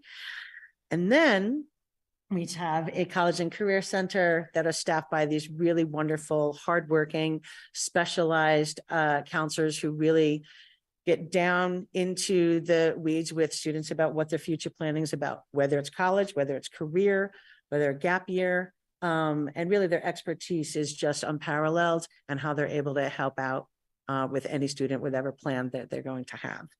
And that is going to be what we're going to continue to work on. Great. Thanks, Beth. Yep. So Beth mentioned that, there's a variety of direct service and indirect service roles that counselors play. There's a balance between sort of those responsive services where students are coming to us with an acute need and proactive services. There are certainly targets that we try to meet as far as how we distribute our time between proactive services and responsive services. Proactive services encompass things like our guidance seminar program, our post-secondary planning, things that are a typical expected developmental part of all students' process. But when we're responding, it's not just acute student needs that we're responding to, we're also responding to changing landscape trends. So that's this slide here just kind of takes a look at the fact that there's been significant changes in college admissions over time from looking back about 15 years when the Common App first went online. We saw a significant explosion in students' ability to access applying to college. And in more recent years, as we look at just the last few years, some significant changes in college practices, some in response to the COVID-19 pandemic, have really changed the landscape and how students are experiencing this process. So just to highlight a few of those changes, 3 years ago, pretty suddenly, almost uniformly, colleges across the country moved to test optional admissions practices. There are a handful of colleges where the pendulum has begun to swing back, particularly some of engineering programs where quantitative skills are really important to assess on the front end that are coming forward and saying, yes, we will be requiring SATs or ACT scores moving forward. But the large majority of schools are continuing to maintain their test optional practices, at least at this point. That is one in a series of barriers for some students that have been removed from accessing and being able to apply to colleges. So other removals of barriers include colleges that have been waiving application fees, for students. Again, the Common Application. There are other platforms in addition to the Common Application, the Coalition Application, which has been in existence for about 5 or 6 years now, but has taken a more aggressive role even than the Common App in terms of just access and equity for students, helping to make the college application process easier and more streamlined for students. But with the removal of these barriers, it certainly comes with intended effects and also some unintended effects. One of the unintended effects that we just really want to highlight is that we are seeing more students applying to more colleges. So if we look at just the average number of applications that students are submitting, this is not just a Newton North, Newton South thing. This is a nationwide trend. And this is particularly pronounced at highly selective colleges. We are seeing many students who maybe previously would not have considered submitting an application to X, Y, or Z highly selective school, but knowing that they get to sort of put forward the strength of their transcript and their academic performance. And maybe there's someone who isn't confident that they test well, but knowing that it's test optional, they're more likely to submit applications to more selective schools. So we're seeing quite a bit of that. And as you might imagine, in our community, we're seeing many students applying to a lot of the same schools. And in many cases, the effect of that is the perception that students are not doing as well in admissions just based on percentages. But that is, again, just not unique to Newton. That's a nationwide trend. Where just as a specific anecdotal example, last year, Northeastern University stunned the college admissions world when they said that their admit rate was 7%. It was unheard of for Northeastern University to have a single-digit admit rate, but that's kind of where the landscape has taken us. As far as just some other specific factors, we are seeing fewer students, and this is, again, not just a Newton thing, but an across the board thing, doing fewer college campus visits, relying more on virtual visits and tours. Some of that is ease of access. Some of that is, again, as that college list grows, maybe beyond 8 or 10 schools to 12, 15 or more, it becomes more difficult to actually have the time to accomplish those visits, or maybe the financial resources to accomplish those visits. And colleges have gotten much better about providing that. That's just a on demonstrated interest. So as colleges are seeing more and more students applying, it's becoming more and more difficult for them to distinguish between highly qualified applicants, not all of whom they'll be able to accept. And for colleges, as they think about their yields, so the number of admitted students who choose to enroll, they want to have a higher yield. It's definitely one area where they are being evaluated and measured. So colleges are sort of looking to see how have students communicated to us that their interest in our school is genuine, is authentic. That could be a campus visit. It could be contacts with admissions representatives when they come and visit one of our schools, or email outreach. It's certainly not something that we talk about with students as a strategy, but it is something that we really want students to be thoughtful about their research and their outreach to schools. So that's just an important factor. We are seeing and hearing from families that tuition increases have really got people thinking a lot more about just the expense of undergraduate education, considering our public colleges and universities with greater frequency, many students who consider not just within the public system, but as an additional cost savings within the public system, the mass transfer program, where students can start out at a community college and complete 2 years at a greatly reduced tuition and then transfer into one of the state's 4-year colleges and universities. So that's just an option that you may see that some of our students who are enrolling directly in our community college system are actually, their long-range vision is unequivocally that they are 4-year college bound, but they're trying to do it in a way that is as affordable as possible. And then just the last bullet point on this page, is that, the sum effect of all of these things is that admissions outcomes may appear to be less predictable. We certainly, as counseling departments are seeing that. And then that actually feeds that students applying to more and more colleges, right? Because they feel like as we develop lists with them, as they evaluate just kind of where are they, that everything feels a little bit less certain. And that's, we acknowledge and recognize that's scary for our students. It's scary for their families. There's a perception that at times can play out, that students can have made all the right decisions, taken all the right courses, gotten fabulous grades. And depending on how we're defining success, they may still fall short of a very narrowly defined goal if their target is just admission to one of a handful of highly selective colleges. So that's something that just as departments, we are seeing over time, and it's having an impact on just kind of how we talk about the highly selective admissions process with students and helping them to understand that by opting into applying to some of the schools that do have those single-digit admissions rates, there is a degree of stress and unpredictability that comes with that.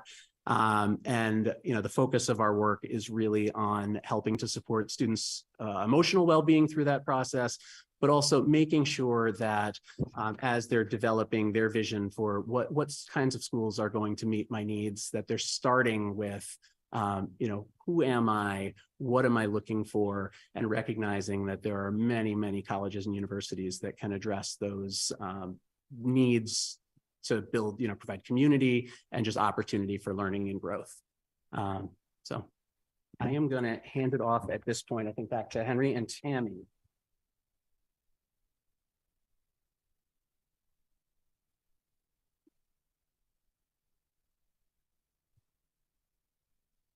Musical chairs. Just thinking the same thing. Exactly. So the next slide, Tammy and I are going to speak about the overall metadata for our students in terms of matriculation, and then pass it to our college counselors to get more into the weeds on this data. And so this first slide is 4 years of our total number of students who are matriculating to post-secondary education. And so we'll see from 2019 to 2022 that it has stayed relatively consistent. There is a slight dip in 2021, which we do believe is pandemic related. We have seen a slight dip in terms of total number of students who our percentage that is of students who are attending post-secondary. And it raises this question, one of the things that hopefully our presentations have done is shown that excellence can be sort of viewed in many different pathways. So one way in terms of college is how are our students doing in terms of the most highly selective colleges? How are all of our students doing? Then how are our students doing who have barriers in the way for attendance? And so we have stayed consistent. What's exciting about this data, even though we've seen a slight dip, is that our data has stayed over 90% of students who are going to post-secondary colleges, which is which is much higher than what we're seeing with what a lot of high schools are experiencing. It's also important to know that 100% of our students, we're generally around 100% of students who are graduating. I think one of the most exciting pieces of data that about Newton North is around our T-squared program. So Newton North never had over 90% of students going to post-secondary college until transitioning together was started. And we have never gone below 90% since transitioning together. We have 100% of students, first generation college-bound students, 100% of students in T-squared go to college. And so I think it's just looking at this overall data is that, we are interested in knowing like who are the students who are not attending college. We know some of it, as Tammy will talk about, are gap year students, but we also are curious about who are some of these other students to make sure that we're providing the support if that is what their pathway is. But to know that for students who are first gen is that we're doing a really exceptional job. And that's actually the reason why Newton North is over 90%. And I know that's true for the first gen program at Newton South. Awesome. Thank you. So just again, historical context on our gap year data. Again, it's pretty steady. It's about 2 to 5% over the past 4 years. And this is raw number of students, of course. And if you see through the pandemic, that is slightly higher. And again, that's because I can't imagine a lot of parents were willing to pay $75,000 to see their kids, you know, sit on a computer remotely. So that's definitely one of the reasons, like Henry said, pandemic related. You know, we are extremely proud of this group behind us. They're the ones who do all of the work, all of the hard work. And that's pretty much all I have to say, because they're the experts on this, and I'm going to let them continue for us.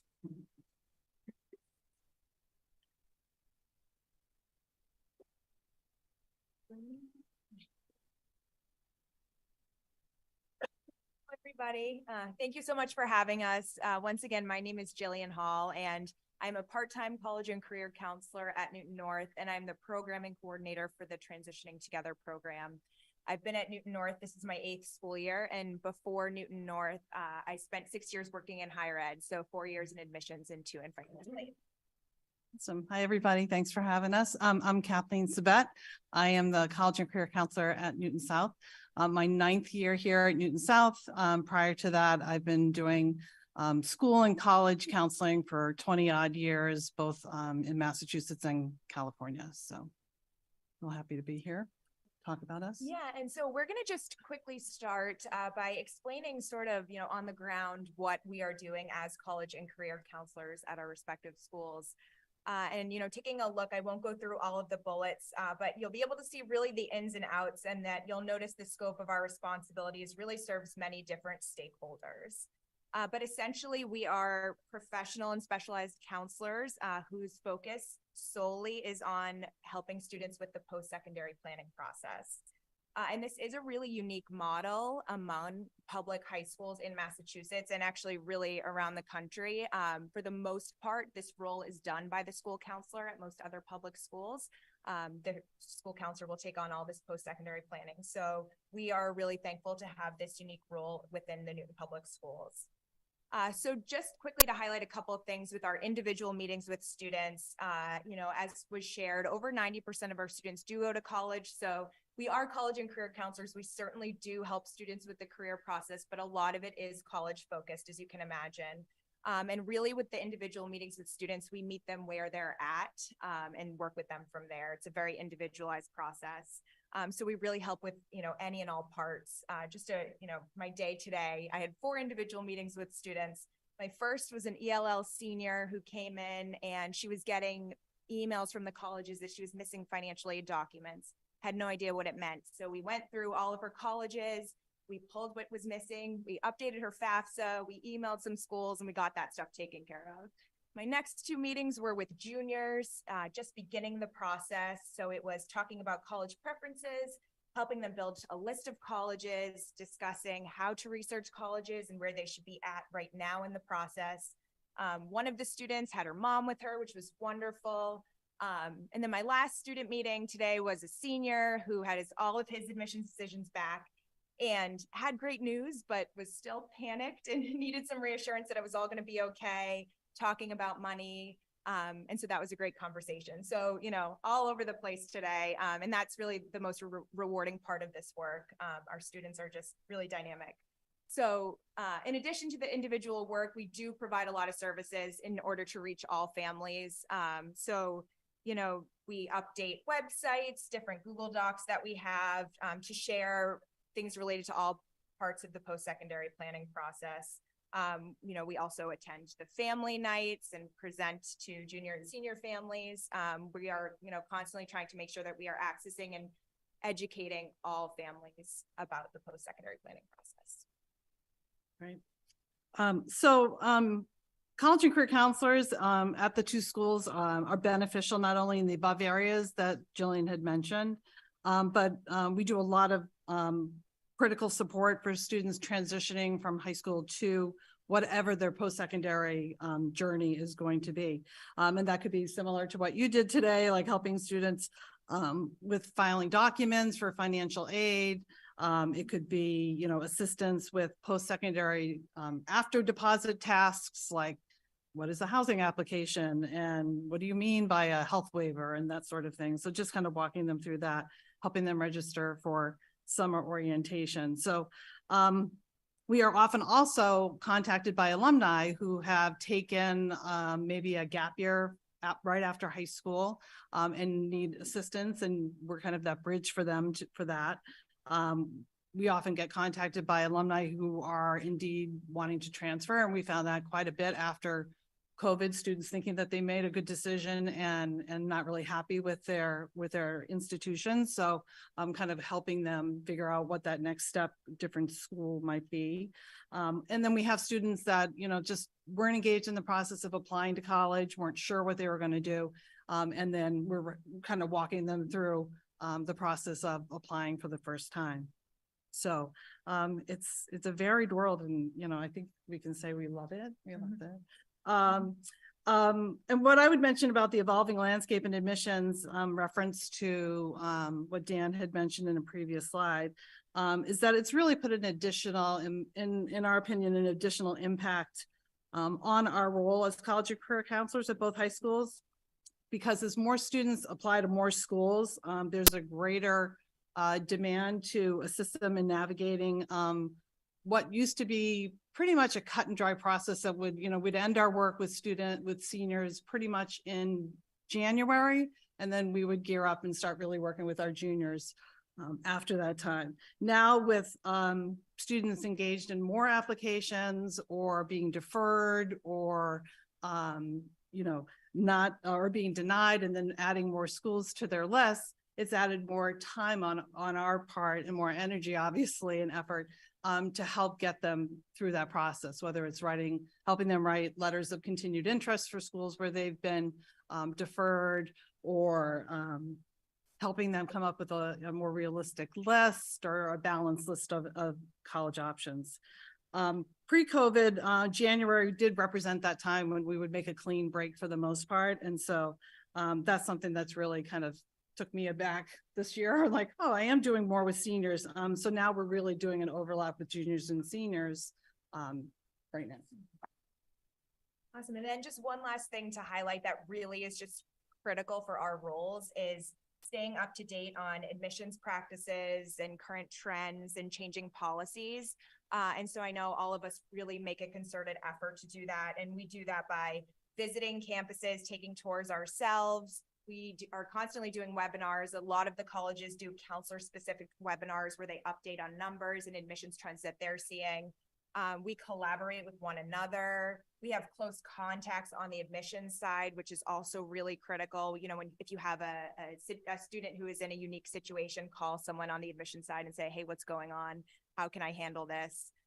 You know, close confidants on that side. And then we've also, a few of us have had the opportunity to serve on counselor advisory boards at different universities, which is a great professional development networking opportunity for us. All right, so I know Dan already talked quite a bit about this and the increase in the total applications from our schools. And this is, again, the trend that is going across the country, is that students are applying to more colleges. And I just want to provide a little more of like the on the ground detail about what we're seeing with this. First and foremost, the unpredictability of admissions outcomes. So when we meet with students and we help them create a nice balanced list of colleges, we bucket the colleges into 3 different categories. And we use the word reaches, targets, and likelies. And so we would love to see 2 to 3 likelies on each student's list. And because of the pandemic, because of the changes in the admissions process, it has been harder for us and for students and families and people on the admissions side to really feel confident bucketing the colleges for these students. So we have seen them apply to more colleges to ensure more acceptances and in turn ensure more options for them. We really, if the student's applying to college, we want them accepted to at least 2 places. They need to be in the driver's seat at the end. They need to have a choice of at least 2 places. Additionally, we are seeing that colleges are deferring a lot more students through the early action rounds. As you probably know, what a deferral is when a student applies early action and their application is not accepted or denied, but it is instead moved over to be reviewed again in the regular decision round. And so colleges, we're seeing a real big increase in these deferrals. And as a result, students are not getting decisions early in the year as they were anticipating. And so they're having to apply to more colleges through regular decision. So I think that's a huge thing. Secondly, Dan mentioned this as well, students are not vetting their colleges proactively as much as they used to, lack of access to visiting campuses during the COVID years. But now the colleges are sort of encouraging that because they haven't gotten rid of virtual tours, virtual info sessions, virtual student panels. So it's great access, especially for students looking at a college in California. Of course, do those virtual events first. But I think students don't feel the urgency to visit campus that they used to. And so we certainly are encouraging students to do this, and hopefully that will, continue to change. Also, as students are, and families are feeling more comfortable with COVID. And then lastly, I played basketball in college, so I love a good basketball analogy, but they want to shoot their shot. They want to shoot their shot at these schools. So, kids are applying to maybe a reach, 2 reaches, 3 reaches more than they would have in a normal year. Again, because they may not have to submit test scores. And so, some of those COVID changes are helping students shoot their shot a little more comfortably. That's it. Great. Okay. So the overall increase in the total number of applications for the class of 2021 was about 10%. But that first began with a 10% decrease in the number of early applications during the fall of 2020. Students were wanting to keep their options open due to the instability at the time, as you recall. At that time, many colleges were operating virtually and, with unknown of what the fall might look like. So a lot of students were taking kind of a wait and see approach to, when they would apply, if they would apply, where they would apply. And so that really did, I think, put a delay for students in submitting some early decision and not wanting to, be bound by school if they weren't sure what it was going to look like when they entered in the fall of 2021. So another factor to the decrease in early decision applications and early action applications was due to the students not having the chance to visit. I think we've talked about that quite a bit during the pandemic.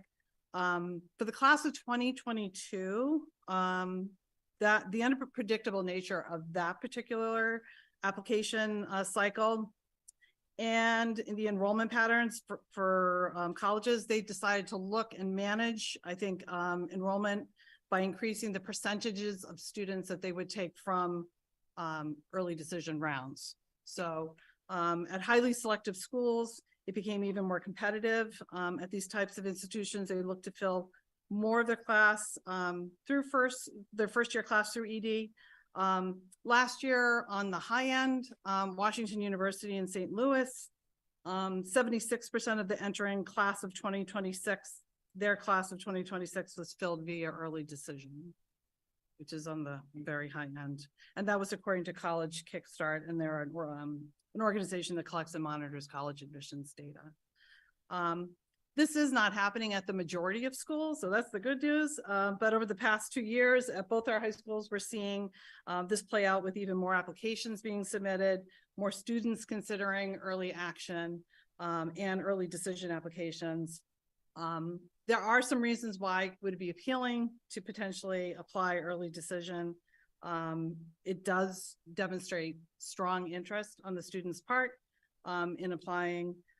There's a perception that applying early decision will give a student a strategic advantage. Students wanting early feedback from schools. So that's why some of them will do early action or early decision. And finally, some students just, are optimistically hoping to be done with the whole process, which, who can blame them? So this requires a lot of time and guidance from us as college and career counselors, advising the students on the importance of a balanced list, as Jillian had mentioned. I always tell students kind of look at it as a bell curve, like you want your target schools to be kind of like the bulk of the schools you're applying to, with your reach and likelies to be on the smaller side. They don't listen sometimes, but we try, right? So in terms of selectivity, with early decision, we're guiding the students to think about all the ramifications of an early decision application. Is it financially a fit for you and your family?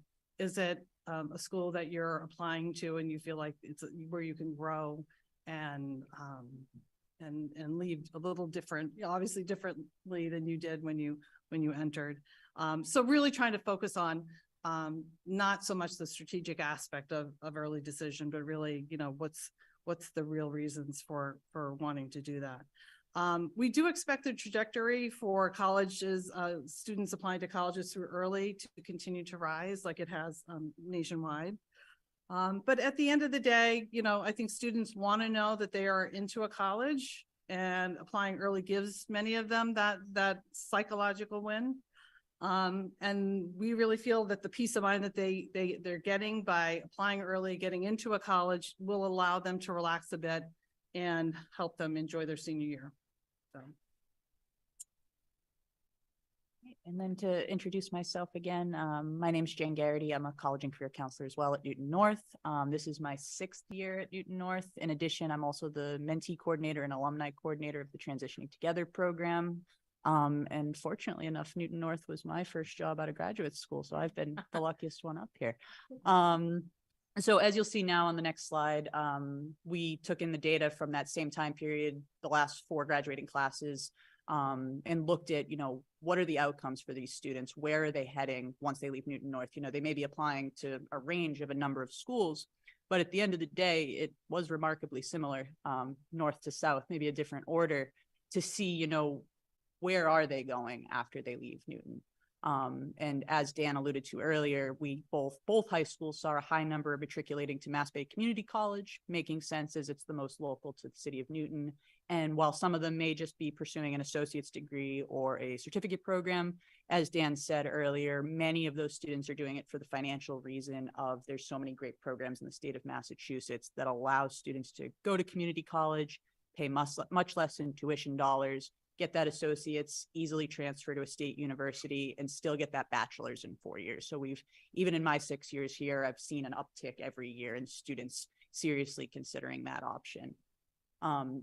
Moving on after that, tying into where our students are going, every year we have an exit survey for every graduating senior. We actually, I don't know if I can speak for South, but I know at North, they can't get their cap and gown until they take this senior survey. I figured it was the same.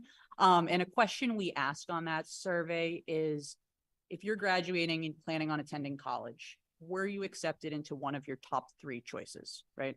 And we've consistently seen in this same 4-year period that roughly 75 to 80% of our seniors across the city are getting accepted into one of their top 3 choices at least. So we're certainly pleased by this, because I know we've talked a lot tonight about the rising increase in applications, you know, plummeting acceptance rates at selected colleges across the country, that our students, you know, whatever that top 3 may be for them, they're still feeling that they're achieving that.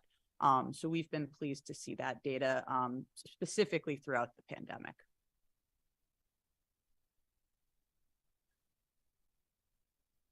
All right, and then we are presenting some Ivy League admissions data. So I think the question is, like, why are we sharing this data? And even though as college and career counselors, not to speak for you all, I know that we like to focus on fit for college and student happiness. Those slides bring me a lot more joy. But I do think it is interesting, and we often are asked how our students are doing at competitive colleges and universities, you know, the most selective. And it actually is hard to grab that data because there's so many selective colleges, ranging from the small private liberal arts colleges, a lot of the tech schools, some of the large public out-of-state universities are very selective. So choosing to present the Ivy League data is just an easy way for us to bucket some of those selective schools together, to give us, you know, an accurate snapshot. So. Yep. Ditto everything she said. But, you know, from this chart, what you can see is that in a 10-year period, that the total number of applications to Ivy League colleges has almost doubled. In the past 5 years, the increase has been around 33% for our students. This despite the pandemic. There was indeed a spike in the 21 and 22 graduating classes, due to the implementation of test optional policies across most of the institutions. So both high schools are seeing an increase in the number of our students that are applying and being accepted to Ivy League schools. We are outpacing the national averages, despite more competition at those schools, extremely low acceptance rates. And we're really, really proud that Newton students are performing well in this particular lane. And then next, I know we've talked a little bit tonight about how we support our first generation college students, college bound students in Newton. I'll speak from the north side of the city of our Transitioning Together program. So Transitioning Together, or we call it T Squared. It's an initiative that was created at Newton North back in 2013, pairing mentors from our community with first generation high school students and their families.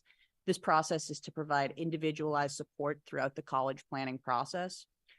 Just for reference, because I know first generation has a different definition many places, our program defines first generation as the student is the first person in their family to pursue and graduate with a four-year degree. So in the United States is the big one. So we have a variety of students from different backgrounds. A strong population of our cohort typically is students whose parents may have graduated in a different country from college. So they have college degrees, but given, as you've probably heard a little bit tonight, the complexities of this process in the United States, as opposed to it's a little more straightforward in different countries, we feel that those are students we're compelled to support as well.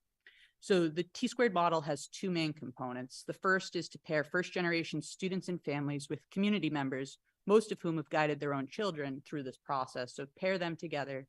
And two, to provide targeted resources and support to both the mentors and the mentees with monthly meetings and programs. We've always emphasized to our mentors, we don't expect you to be an expert in college admissions. We don't expect you to be a financial aid expert, access those resources. And in the 6 years I've been doing it, and I know I can speak for Melissa Hannenberger for the 10 years the program's been in existence, these mentors, they know what resources these kids need to access that maybe that student and that family are not familiar with. So T Squared, we recruit Newton parent volunteers who have gone through this process with their own children.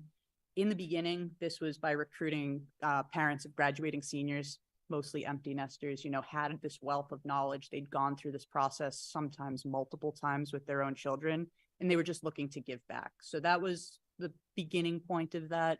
We've grown to the point where we're getting mentors through word of mouth. We're getting, friends of friends. We've had husband and wives do it together. Each will pair with a mentor. So we're getting students, mentors in a lot of different ways. And we actually, back in January, Jill and I had a former T Squared student who just recently started graduate school at BU, came back and asked if he could be a mentor for a future student to, give back for the experience he had back in 2016, 2017. So it's been really cool to see that community build over the 10-year period. So the way the process works, beginning in January of a student's junior year, they apply in November, they're accepted in December. We start in January. These volunteers work with our first generation students and their families the remainder of the student's junior year and entire senior year. So far, the program has matched nearly 300 Newton North students with mentors. And as Henry stated earlier, 100% of our 300 students have applied to college and been accepted to at least one college. And as he also said, a particular statistic we're proud of is prior to T Squared starting, it had never been the case at Newton North that we had a graduating class over 90% pursuing post-secondary education. Since that first T Squared class that graduated in 2014, we've been over 90% every single year. So in terms less exciting than that, but just to give a little context, the funding of our program, our staffing, we have 5 positions, which is in total 0.48 FTEs approximately, plus 1 stipend. The remainder of our budget comes from grants and donations that cover things such as program materials, bus transportation for college visits, food for our evening meetings, and a variety of other materials.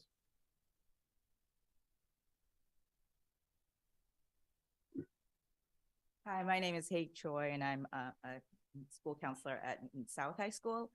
We do things a little bit differently to support our first generation students.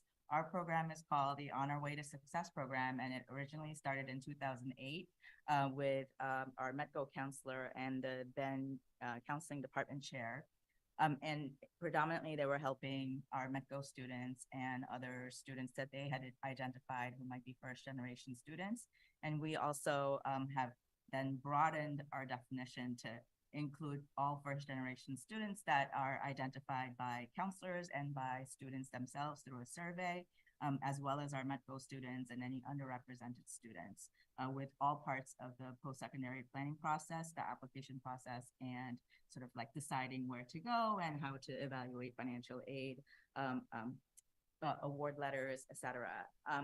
And so our program starts in late January, early February, where students who are identified as first generation students, we do collaborate with our school counselors to identify students who might have more need around the college planning and application process. And we do invite them all to a kickoff meeting, and we basically support them from that point on in planning and figuring out what they would like to do, to finding schools that they want to apply to actually getting some help around SAT prep, and also like filling out the application, the financial aid applications, and then all throughout with scholarship applications, and sort of selecting the place where they want to end up at. We meet during our WIN blocks on Thursdays in the afternoon, right at the end of the day, and then we stay until 5 o'clock every evening. And it is a drop-in program, so students don't have to come every single week. They can come as they can and ask us any questions or get help with any piece of that process.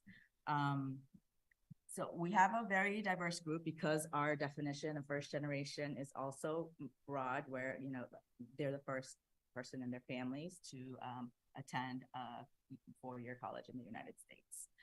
And so we have a very diverse group of students that we work with. We work with students, who live in Newton, who might live in Boston, who have recently immigrated with their family to the United States, who's, all different ethnic, racial backgrounds. And we try to create a really nice community where no one feels like they're doing this process alone, and everybody gets to actually work around a wonderful conference table in the College and Career Center, and kind of work on this all together. In terms of our staffing, we are a 0.1 FTE. So myself and another counselor split a 0.05 FTE, and then Kathy volunteers, and we have a retired counselor who also retires, and then we have a 0.1 aide position for a retired counselor who also comes in to help our students. And then Kathy has worked with the Summit Education Group to do our test prep program as a donation. Yeah, they've been wonderful about doing that. They've been doing it for the past 8 years at both of the high schools. We're extremely grateful to them. And you were talking about what you did today, but today I was trying to get the SAT prep last minute, things in place.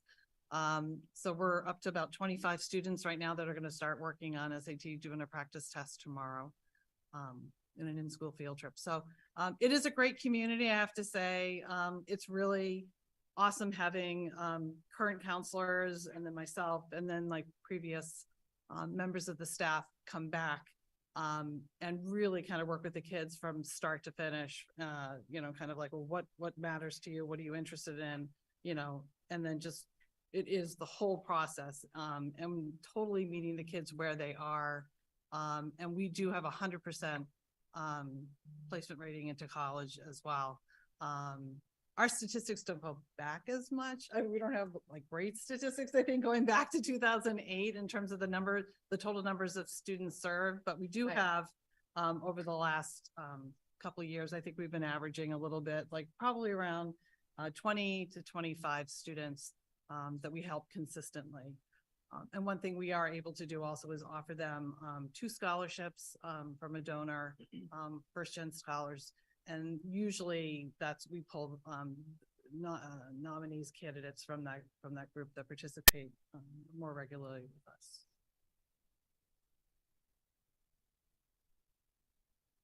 And then, actually that right there is combined T-squared and On Our Way to Success over the past 4 years. When we were filling this graph out with Toby, he's like, is it the number of participants or the number who got into college? And I'm like, well, it's both, all the above. So for both programs over the past 4 years, the numbers varied, the total there, but 100% who have applied have been accepted to college in both programs.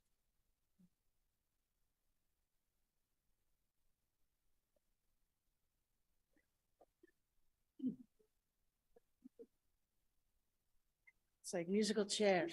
Last rotation. Yes. So, this is where do we go from here as we move forward? We certainly will continue to monitor all of these trends in college admissions, as Jillian had shared, and really all of the college and career counselors. The networking that we do as college admissions representatives come through our buildings, when we see them at the college fairs that North hosts in October, as we go to events at college campuses. We're always engaging in conversation and just learning about what is going on. So just to speak to a couple of specific points, one of the things that we're most excited about is our opportunity to do a more nuanced analysis of how is test optional admissions affecting our students. So we've been using a software platform, Naviance, for about 15 years, 17 years as a district. We are in the process this year of transitioning for our junior class and students younger to SCORE, a new college and career management system. They actually have some additional capabilities that Naviance does not have to track test optional applications. So when students indicate that they're applying to a school, they will actually say whether they're applying test optional or not. So it will just sort of give us another layer of data to analyze. So we're very excited about that. Overall, as we mentioned earlier, just sort of test optional, it's incentivized a broader range of students to apply. Those are the kinds of questions we're always asking ourselves, like what are the intended outcomes and what are some of the unintended outcomes that we end up seeing? What kinds of behaviors are being incentivized? And how can we learn from that? How can we advise students based on that? Just a big point that I want to mention, we've got this term in the Supreme Court. They've heard oral arguments back in the fall on affirmative action. It's widely anticipated that the court will likely find that it is no longer permissible for schools to have race conscious admissions practices.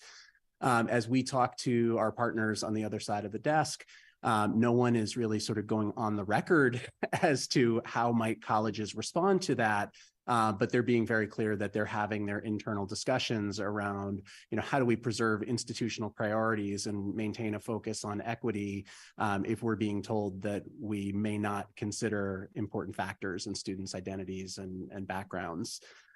So that's something that we'll certainly be listening very closely to. And then just the other piece, just in terms of local trends, so Beth and I consult regularly. We are in frequent communication with a Job Alike group of guidance directors, counseling directors from about 35 school districts within the greater Boston area. And as we talk to, directors at some of our peer districts, they are seeing trends very similar to those that we're seeing. But I would just say, and this is what we share with students and families, if there are, a couple of key points that colleges are pretty uniformly sharing with us, it's that they are looking for authenticity in applications. They're not looking for a specific set of experiences. They're not looking for, the magic activity. They're looking for students who are able to communicate that they really know who they are, where they're headed, what's important to them. They're looking for students who have used their time to benefit their family, their community, and just others generally. That could be, watching younger siblings after school because that's how they're supporting their family. That could be having a job. That could be, volunteering. But they're just looking for engaged citizens that are going to populate their campuses and build safe, caring, friendly communities, just as we're trying to build with our own students here. So it is exciting to be able to focus on just those developmental through lines as we're helping young people sort of figure out their futures and who they're becoming. And some of the last bullet points, we've talked a bit about test optional and how that has played a role, and yet the tests themselves want to remain relevant. And therefore, I don't know if you've heard, but the SAT is going digital. And so that's a really big move, and that's a big change. And so from paper to pencil, it is now going to an adaptive approach. So as students first answer a series of questions in their first, what do they call them, stage? Something like that.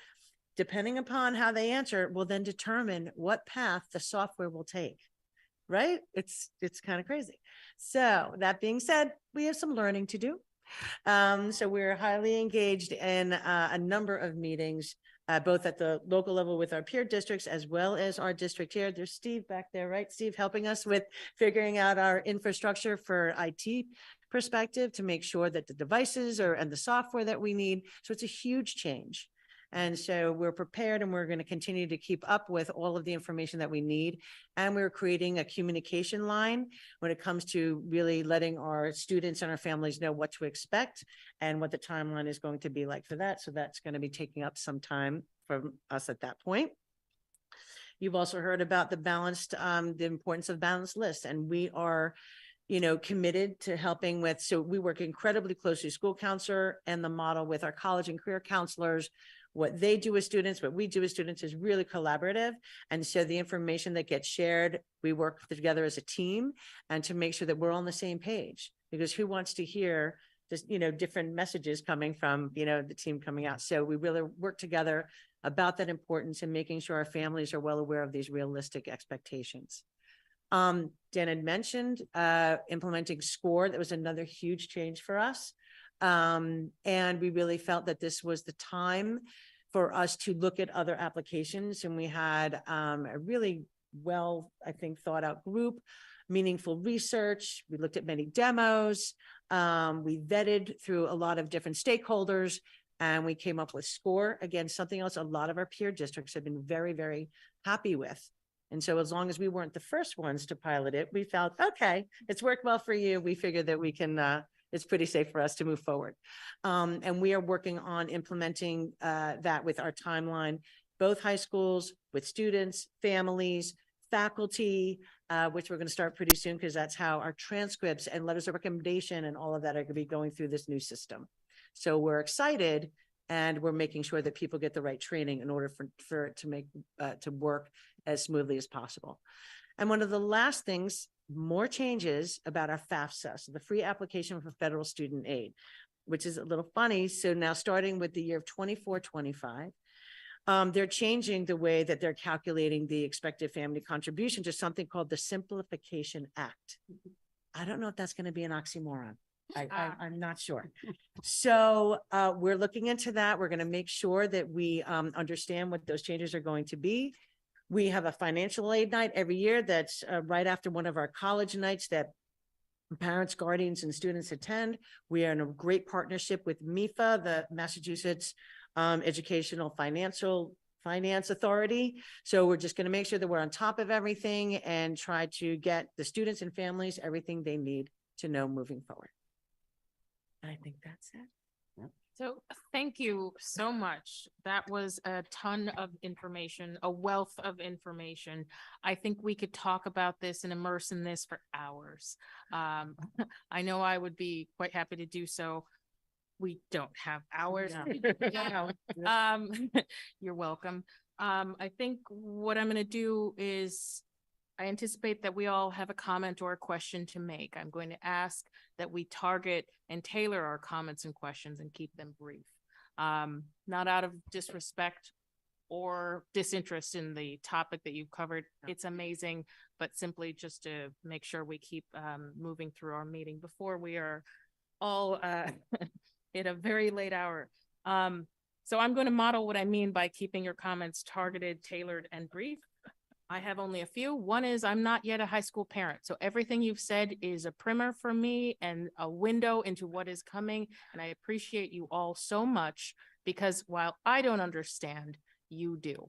And that's from the perspective of someone who did graduate from a four-year degree and a post-graduate degree on top of that. And I'm still lost. So I admire all of the work that you're doing in support of our students through transitioning together and through on our way to success. I deeply appreciate how hard and difficult and just foreign that process must be for so many families. And you are there every step of the way, guiding them through. So that's wonderful.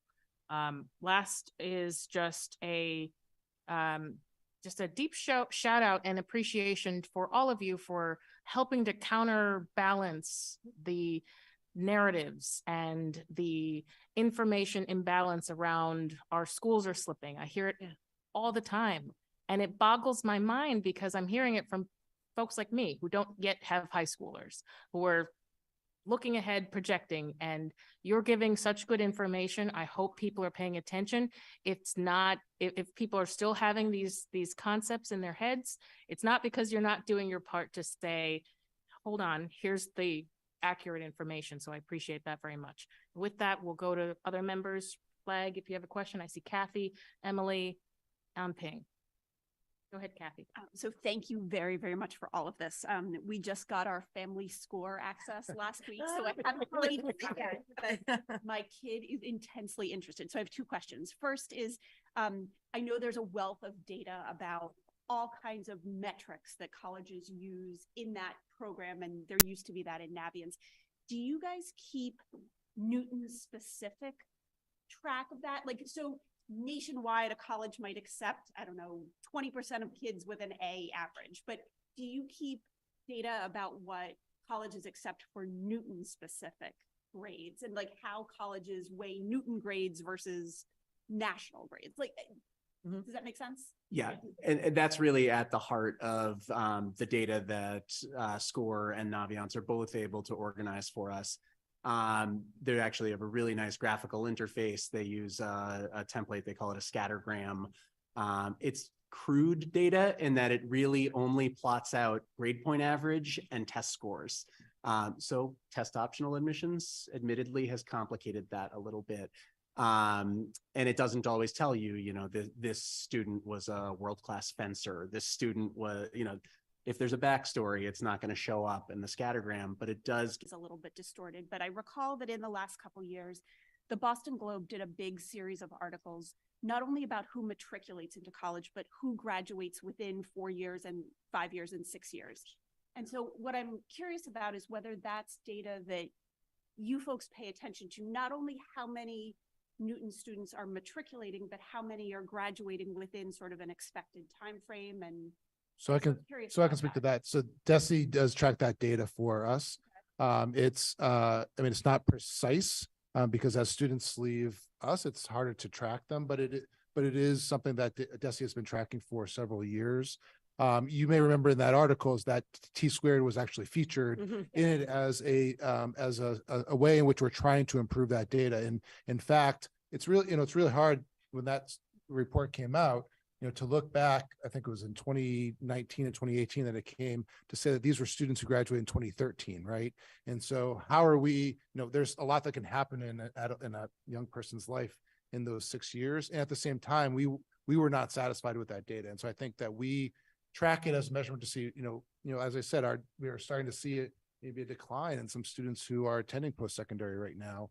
And so we want to know who those students are, what does it take to support them, and what are our resources to support them? You know, T-squared can only support so many students. We only have so many resources. And so what are some other ways in which we're supporting those students?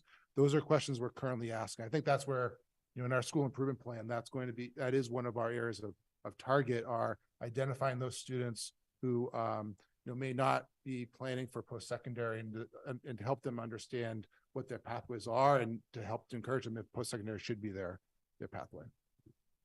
so much. Thank you for all of this information. It's been great. Thanks, Kathy. Go ahead, Emily. First and foremost, as a parent of a graduate of Newton South of 2017, I can't, like, the whole team is together. Dan's here, Kathy's here, and so is Hattie. Okay, so I'm like thrilled. It's like a little reunion. It's wonderful to see you all. Who also went to a 4-year college and graduated and has a job now and is doing well. So that being said, and I asked this question with the understanding that I probably will not get an answer today, and I probably should have sent this to you earlier by email, and I apologize for that. But we talk about the 90%, and you are college and career, and I'm just curious to get a little more information about what the other 10% are doing, and where they're going and what their trajectory is. There's a range within that other 10%. Some students are going directly into the workforce, either through an apprenticeship or a union training program.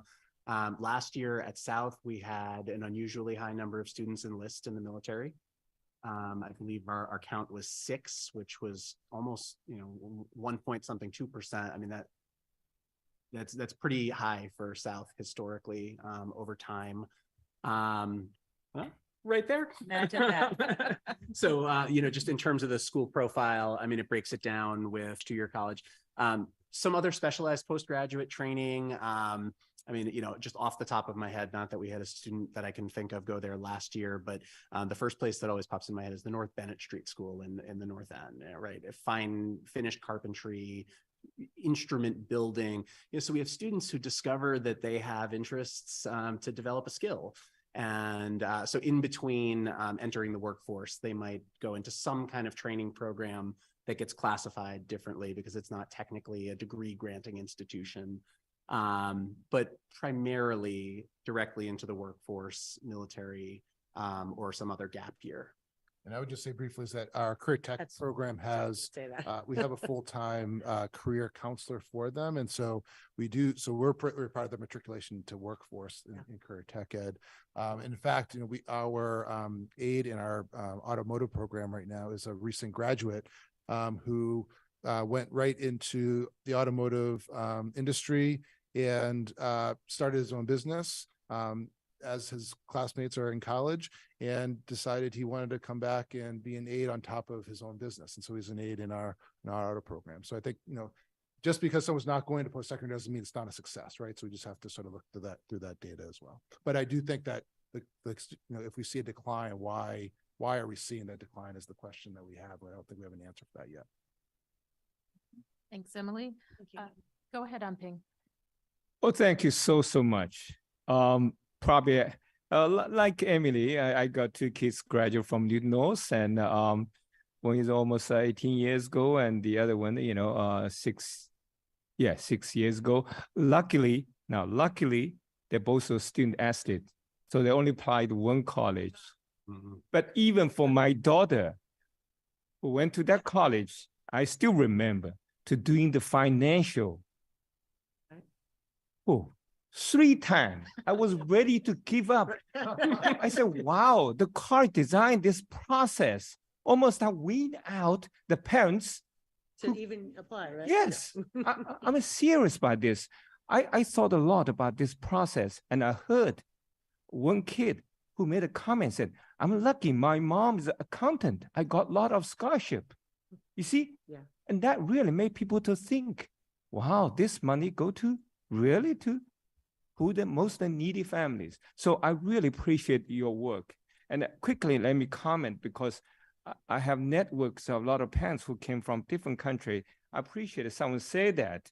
And even though the parents went to the college in their own country, but in China, based on your score, you got this score and you all set for this college and that college because you don't need to do anything else. So in that sense, the first generation of the immigrant families, language, culture, really need help. And I appreciate so much, again, reflecting my personal experience. I work in the education field. 3 times almost ready to give up. And luckily, I did not give up and I got some money. That's a good story. Another quick comment or question that about 10 years ago, one of my friends worked as Chinese language, and they came idea to translate the college guide, that book, into different languages.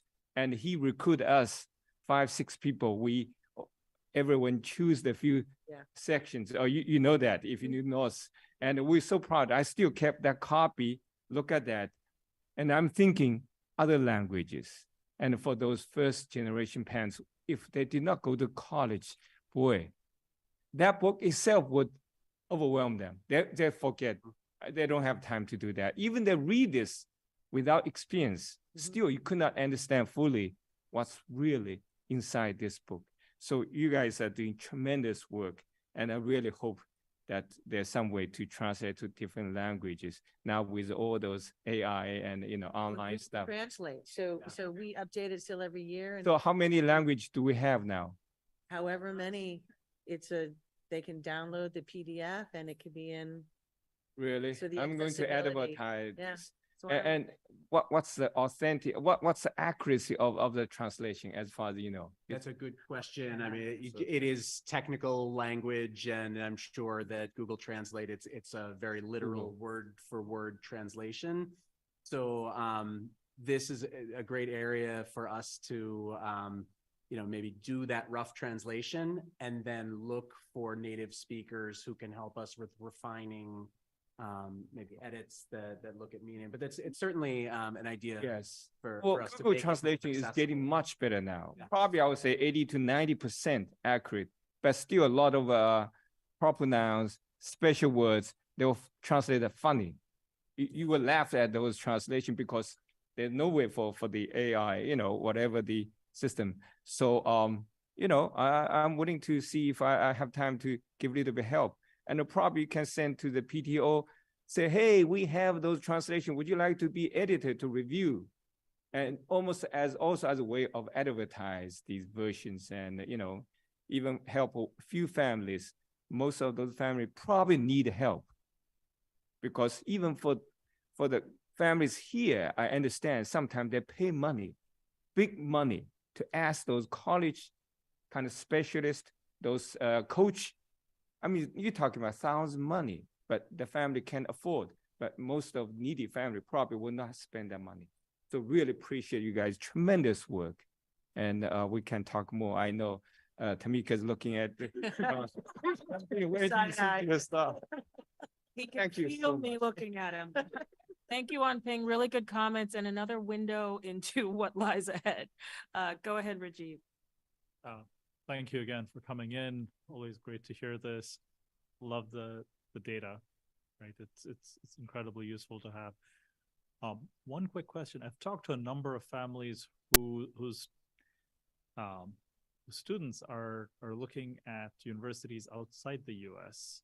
Are you seeing that as a trend? Because Canada keeps coming up. It's like, oh, it's great quality, it's cheaper. Some people have gone even further away, but is that something you're seeing as a trend, or is it just, am I just talking to a subset of people? I'm seeing it more as an increase in the trend as well, whether it's the Netherlands, the UK, Ireland. And those are all different types of applications that we are. What's interesting is that many of the European countries are very AP focused, and where they're looking at the number of AP courses and the AP exams that a student takes. And there's a predictability that to say, what do you think the student's going to get on this? And then later on, the other credentials will be sent. So it's just an interesting type of approach that they have there. And then we support them and figure out exactly what they need at that time. But we are seeing an increase in those applications as well. Thanks, Rajiv. Go ahead, Chris. One, thank you very much for everything. One quick, really more of just a comment. Thanks for including the percentage of kids who got into their top 3 colleges. I think it's, and to see that's over 75%, I think, speaks not just to the quality of the education we're providing these kids, but to the job you folks are doing in terms of, putting kids into the right mindset of which schools are going to be great fits. So that's super encouraging to see. And I'll remind Kathy that that metric was on the long list I sent you a while back for the district annual report. One thing I would just say that to the question Connor that was talking about private counselors is that the vision for why Newton has college counselors and other districts don't is the vision was that the value was every kid should have access to a college counselor. Yeah. And so I just think that speaks to our values as a district of why we're unique in having it, is that the vision was it shouldn't be someone who's paying $40,000 for a private college coach, that every kid should have access to it. And when you look at the credentials of these folks, it speaks volumes. And I think that we have the best around helping our kids. So that, to your point, that, that is the reason why our kids are doing so well. Well, many reasons why our kids are doing so well, but one of the factors why our kids are doing so well. Great. Thanks, Chris. Any other, go ahead, Cove. Yeah, well, Kathy and Emily both asked my questions, but I just wanted to also say thank you. And I really appreciate the data, and I really appreciate the intention at least to follow up on how many kids successfully matriculate and graduate, because I do think, I've seen it in my own family that, it's one thing to get into college, it's another thing to make that transition. And I think from my experience working in a high school, it's students maybe aren't ready, especially with the pandemic, to launch independently in a way that maybe they were before. I'm not sure, you probably know better than me, but I hope that you can keep looking at that and tracking that and maybe using that information to help them get ready to launch. So thank you though for all of that. Thanks, Cove. I think we're set in terms of questions and comments. I think I'm going to build really quickly a couple of last points off of what Cove just said. I heard you were using an interesting incentive, cap and gown reception to drive up your survey results. I think to the extent that Cove brought up about following our students as they matriculate and what happens to them and getting them to participate in those how you doing surveys, I can see that the cap and gown is no longer a carrot. But I applaud you for thinking that through. I think the other thing I just wanted to say really quickly is I appreciate so much that Dan, I think it was you who mentioned that you've got to think of the spectrum, or my word, not yours, but you talked about the fact that success is not a one very narrow window of definition for our students, that there's such a broader range of things and experiences that leads to and produces a successful outcome for our students here graduating at the Newton Public Schools. I heard that throughout several of your comments, and I think that's wonderful that you're proud of that. I think we as a committee should also be proud of that fact and should celebrate that as well. So first names, thank you, Toby, Tammy, Henry. Thank you, Beth, Dan, Jillian, Jen, Hay, and Kathleen. Thank you all so much. This was wonderful. Thank you. Thank you. Have a good night. Feel better, Toby. All right, so Stephanie. Someone had to draw the last stick. So up next, we have a Lincoln Elliott update. Stephanie Gilman, our Director of Planning and Project Management and Sustainability, will take charge, and she'll be joined by Liam and Josh Morse, I think, was there. We've got some folks from Hill International. I'll let you introduce the team. So thank you for having us. And since it's late and that was a phenomenal presentation, I was actually one of the first mentors in the T2 program, and I mentored 2 students. It's a phenomenal program. Bravo you. So we're, as a follow-up to the February 6th facilities update, we are back to do an update on the Lincoln Elliott project that's had some recent plan changes. We have, I think, Josh Morse and Alex Volkarsi from Public Buildings. We have Doug Murray and Mark Gregorian from Hill International, which is the owner's project manager on the project. And then Tina, Larry, Katie, Dan Jick, and Jen Jick from Arrow Street Architects. I'm going to hand it over to Tina. I see Alex. I don't know if Josh or Alex had anything else they wanted to add as we start. I see Josh on the screen now. Josh or Alex, did you have anything else that you wanted to add or before we jump in? Thank you for the opportunity to present an update. Okay, we're here to present the updates, and I'm going to turn it over to Tina, who is going to share her screen so she can give you the presentation.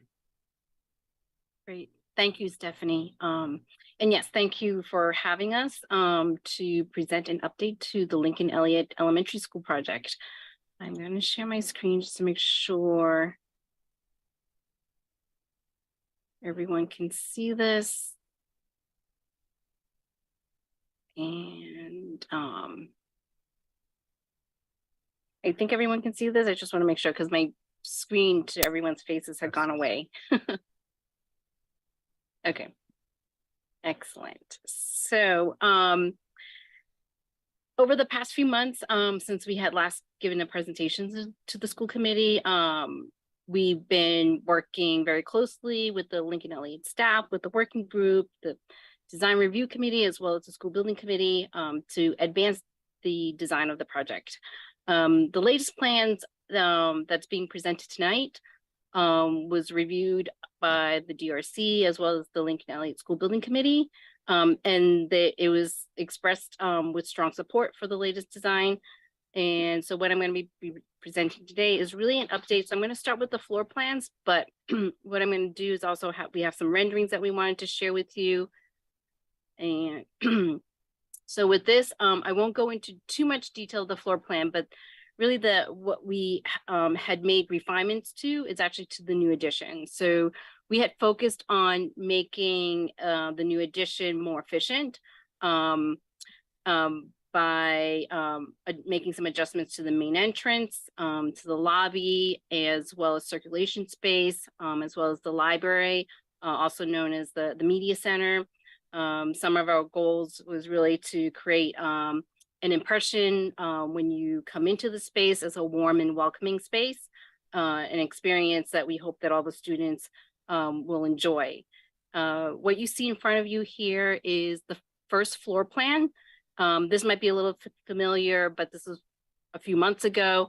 But basically what we have is to the south of the page is Jackson Road. You might recognize this shape. This is where we have the auditorium. On this floor, we have the cafeteria.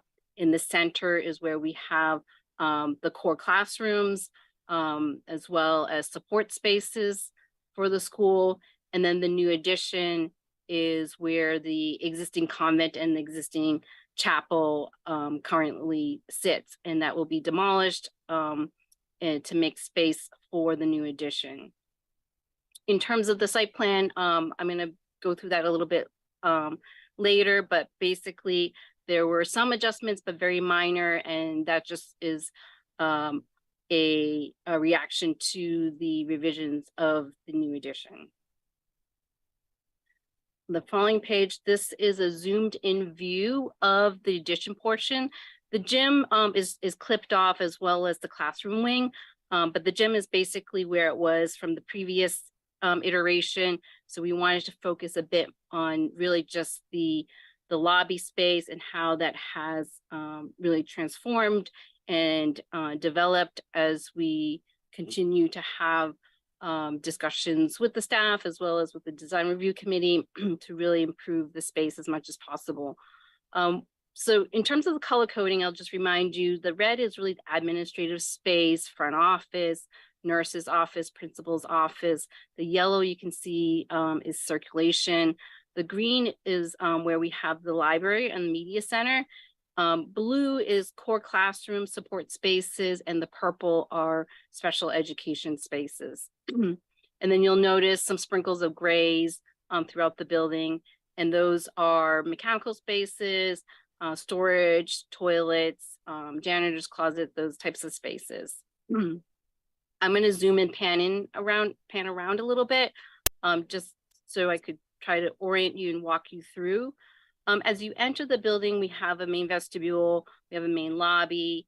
The way that the main office is oriented is so that in terms of safety and security, the admin is able to keep an eye on who's coming in and out of the space. And then I'm going to move in a little bit here. But really what you start to see is as you arrive to the lobby, what we had updated was to have the library on the first floor. A previous iteration, you may have remembered that the library was on the second floor.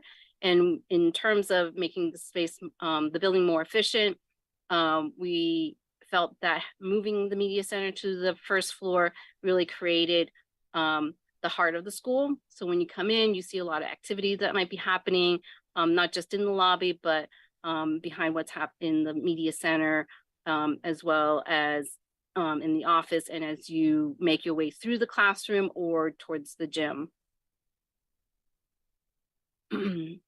And I can always go back as you have more questions about some of the floor plans, but I think the more exciting part is going to be to show you some of the renderings that we have of the interior space.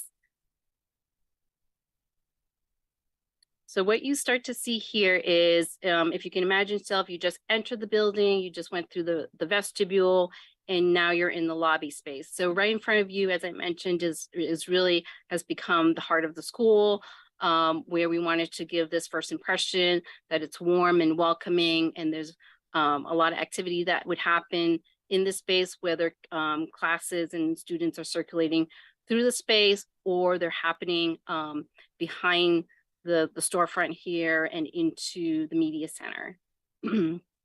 So this really creates a very open space. It's we have high ceilings in here. We're trying to create a lot of light and transparency through the space. And you'll also notice that we have these planets, and that's really just, it's a concept, it's one of the concepts that we're looking at, but we'll continue to explore other fun and inspiring themes that really reflects upon the Lincoln Elliott's core values, and really become an inspiration to every student that walks through the door. Other things that we'll also look at is, you know, some of the colors. So these are really just a first stab at some of the colors, but we're going to study this a bit more with the principal, as well as with small groups, and healthy materials in terms of selection and sustainability is always going to be in top of mind as we begin to select more refinements of some of these materials. This is another view looking into the library. So this is as if you're standing from the principal's office or from across the lobby from the main office looking into the library. So again, we're trying to create this transparency through the school and bringing daylight through from the exterior wall, but also into the internal portions of the school.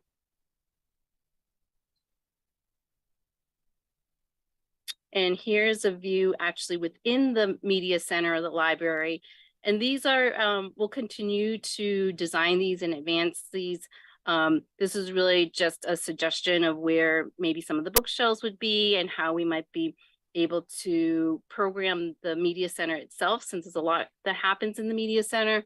But this is really where we can try to showcase that there's a lot of natural light that comes into the space, that this really can also be a multifunctional space, not just during library time, but if this was to be used by staff between school hours or after school hours, it is set up in a way that a classroom can take place in here, but also in terms of meetings and so forth for other community uses as well.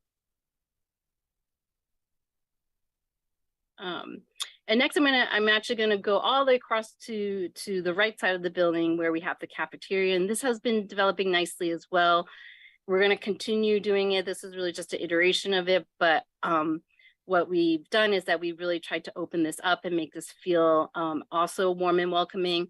But there is a lot of circulation that happens in here as students move through the building between lunch periods, and also other activities that might happen in the morning or in the afternoon. So these are things that we're that we'll continue to develop and look at, and continue to have conversations with the staff and with the principal. And these are just some initial views within the space. So this is an existing portion of the building. So we are trying to work with some existing conditions as best possible to make this a special space, feel very open, but also not that it's that it can be multifunctional in a way that it might be used after school, but also on weekends for the community. And this is just another view looking the other way.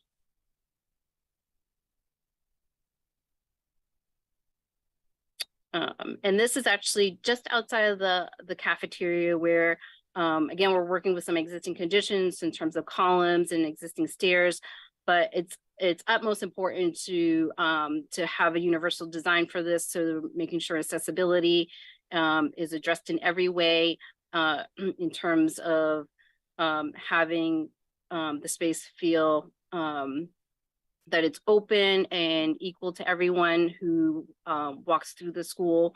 And we felt that, again, circulation wise, coming through here to the cafeteria and out to the playground was important to be able to provide that access throughout. This is another view. We are dealing with some existing level changes here, but this gives you a nice view looking down the corridor towards the media center. This door here, that takes you directly out to the playground. So we know that synergy between lunch and recess is very important.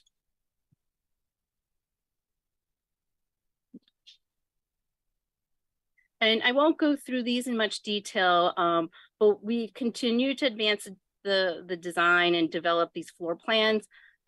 There has been very little change in terms of maintaining the classroom bar right here, where we have our core classrooms and our special ed spaces distributed throughout the spaces and between all the floors. I'm going to zoom in here, but what you'll also see is that we've maintained the auditorium where we'll be renovating it for the school and for the community. So there'll be all new seating in here. It'll be accessible in terms of from the seating as well as to the stage. So this is going to feel like a brand new space. Zoom back out. And this is the third floor, where it's really just the classroom bar that that lives on the third floor as the existing building. So this will also be renovated just like the other floors. It's going to feel like a brand new school with all new finishes throughout. The classrooms are going to be all right sized. And we really worked very hard in terms of maintaining the design to meet the Lincoln Elliott program.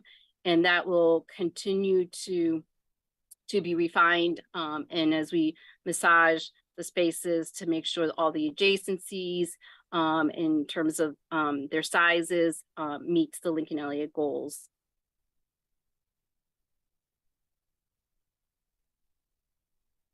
And this is actually the basement. So the basement really only lives a small portion of the existing building.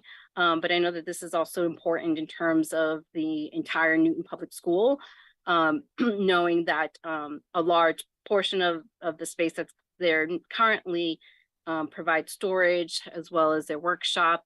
So we are trying to maintain a good portion of that to be still part of the Newton Public Schools use, as well as a portion of it that needs to be for mechanical and electrical spaces for the building, as well as more specifically, you know, for the Lincoln Elliott School.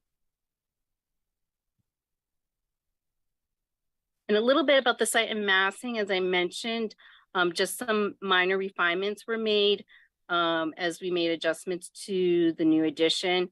But for the most part, the vast majority of it remains the same in terms of where we have the parking, staff parking, bus and van zones and their arrivals to the building, as well as the blue zone along Jackson Road.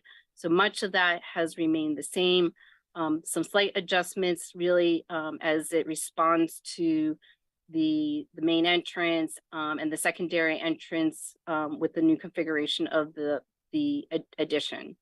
But the playground is still set right up against the building here, where you see the renovated existing classrooms, and we still have our open multi-use lawn area. And we are also making some landscape adjustments along Walnut Park. But for the most part, you can see that access from all sides of the building has been maintained for the families and for the students. I'm gonna zoom back out. We did a couple of really massing views, and this is, we didn't go into too much detail because we're still studying a lot of the exterior materials. And so what we wanted to do is just really to show massing. So, which is why it's just a white model. Just imagine as if this was just 3D printed.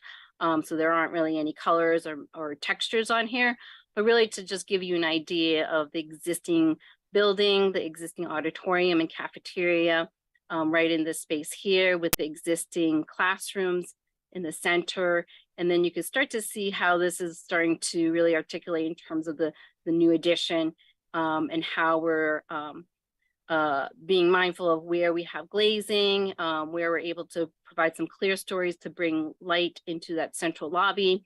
But also we'll be studying the gym a whole lot more in terms of articulating that with bringing daylight into the space, but not so that it's causing glare as you're trying to shoot a basketball, but also that it is a big mass, so that we'll try to break that down with materials and colors and textures. So that's forthcoming in the next phase as we continue to study these. And similar with just programming of the outdoor play space too. So we've already been speaking with the playground designer, and we've had conversations between the playground designer as well as with the staff and with the principals. So we feel that the play structures and the program of the outdoor space is really coming along very nicely.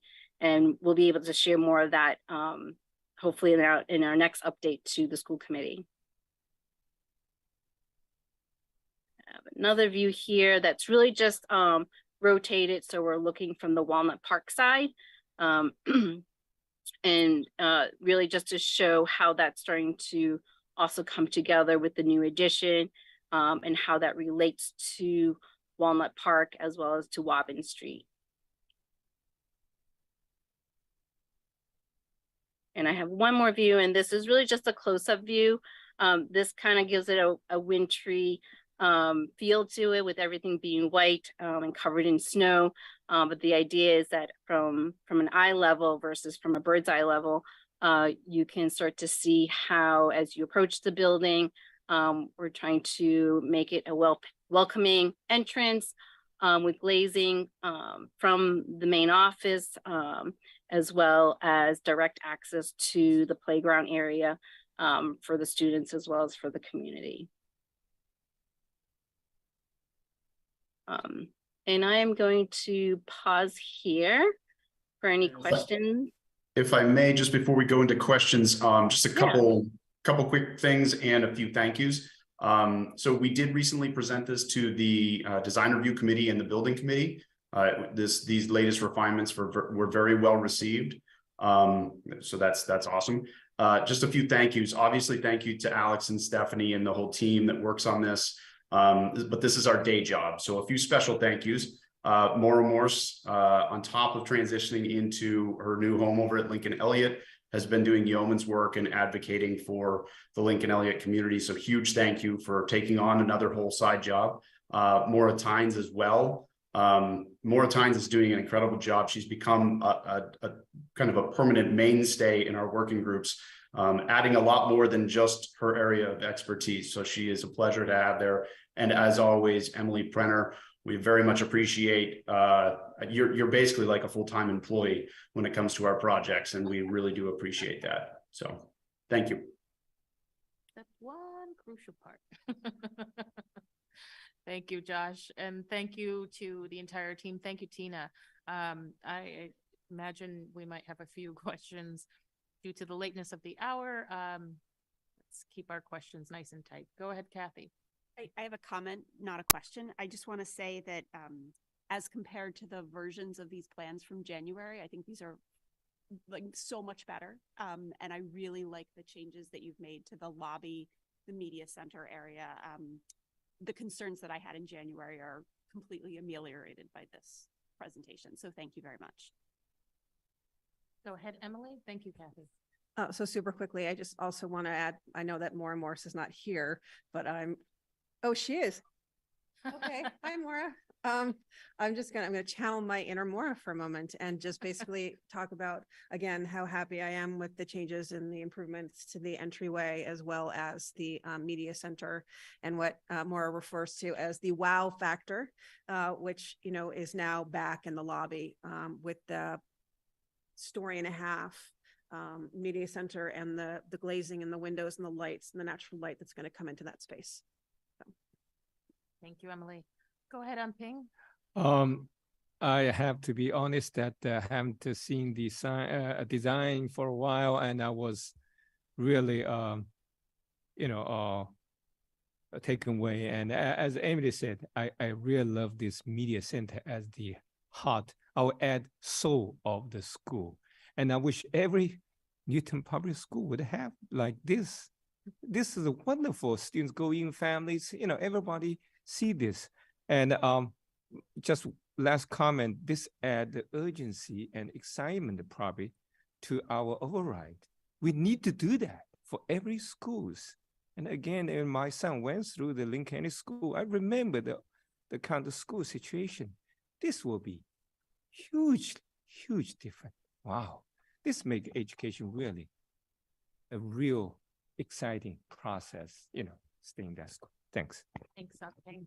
Go ahead, Rajiv. Thank you for the presentation. Tina, I'm sure you could do it in your sleep at this point.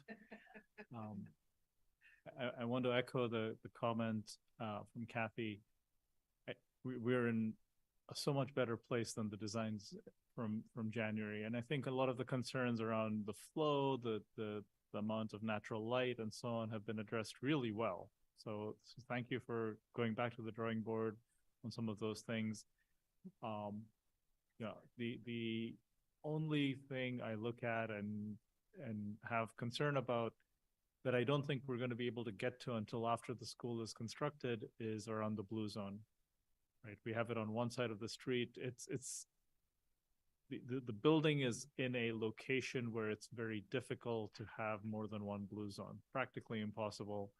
But I think we will be counting on the city to help with figuring out traffic patterns and what we can do to make parents doing drop off and pick up as efficient as possible. I know this is an issue we face at Franklin as well, but love the design and thanks for doing such a good job. Thanks, Rajiv. Go ahead, Mayor Fuller. This is so much fun. This is exciting. Kathy and Tamika and I were together last night, along with Kathy Lopes and Principal Costins. And I want to repeat something I said last night, which was that the 2013 override allowed us to do Angers, Zervis, and Cabot, which are amazing schools. And then thanks to lots of hard work and using just operating budget and our current debt capacity, we've now done the Oak Hill addition. We just opened up last month an amazing, completely renovated former Horace Mann into the Newton Early Childhood Program. And what we saw tonight, the Lincoln Elliott School, is again being done with our current debt capacity, along with, I'll say, the senior center.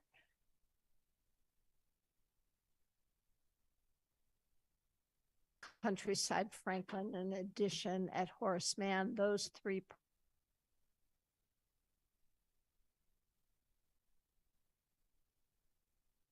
Countryside, Franklin, and Horace Mann moving forward. And Ping said it beautifully that each of our schools should be moving to this kind of level, and we just have to keep at it to do it. Thank you, team. It's amazing. Thank you, Mayor Fuller. And thank you to everybody who presented tonight. I very much appreciate it. We do as a committee. I want to echo something Rajiv said about the blue zone. That of course you already know. We have to keep an eye on that and make sure it's just right for this project. And last thing, I just want to say I'm so happy. I think we've heard that from a few members that the concerns that prompted us to ask you to come back for this update have been well put to bed, much as we all hope to be going to bed soon. So good job on that. Good. I think it's fabulous. It looks wonderful. And new principal Maura Morse, I'm happy and excited to hear that you are also very pleased with the direction and the result. So well done. Thank you, Stephanie. Thank you, Liam. Thank you, Josh, Alex, Tina, Stephanie, Liam. Did I maybe miss somebody? I'm not quite sure. Thank you, all of you, very much. We appreciate it. Okay. Thank you. Thanks for having us. Thank you. Thank you. All right, so with that, my computer died.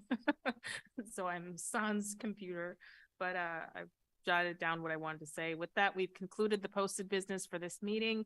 Our next meeting will be on Monday, March 13th. We will have another budget update, I believe, as well as a fiscal and operations adjourned. Recording.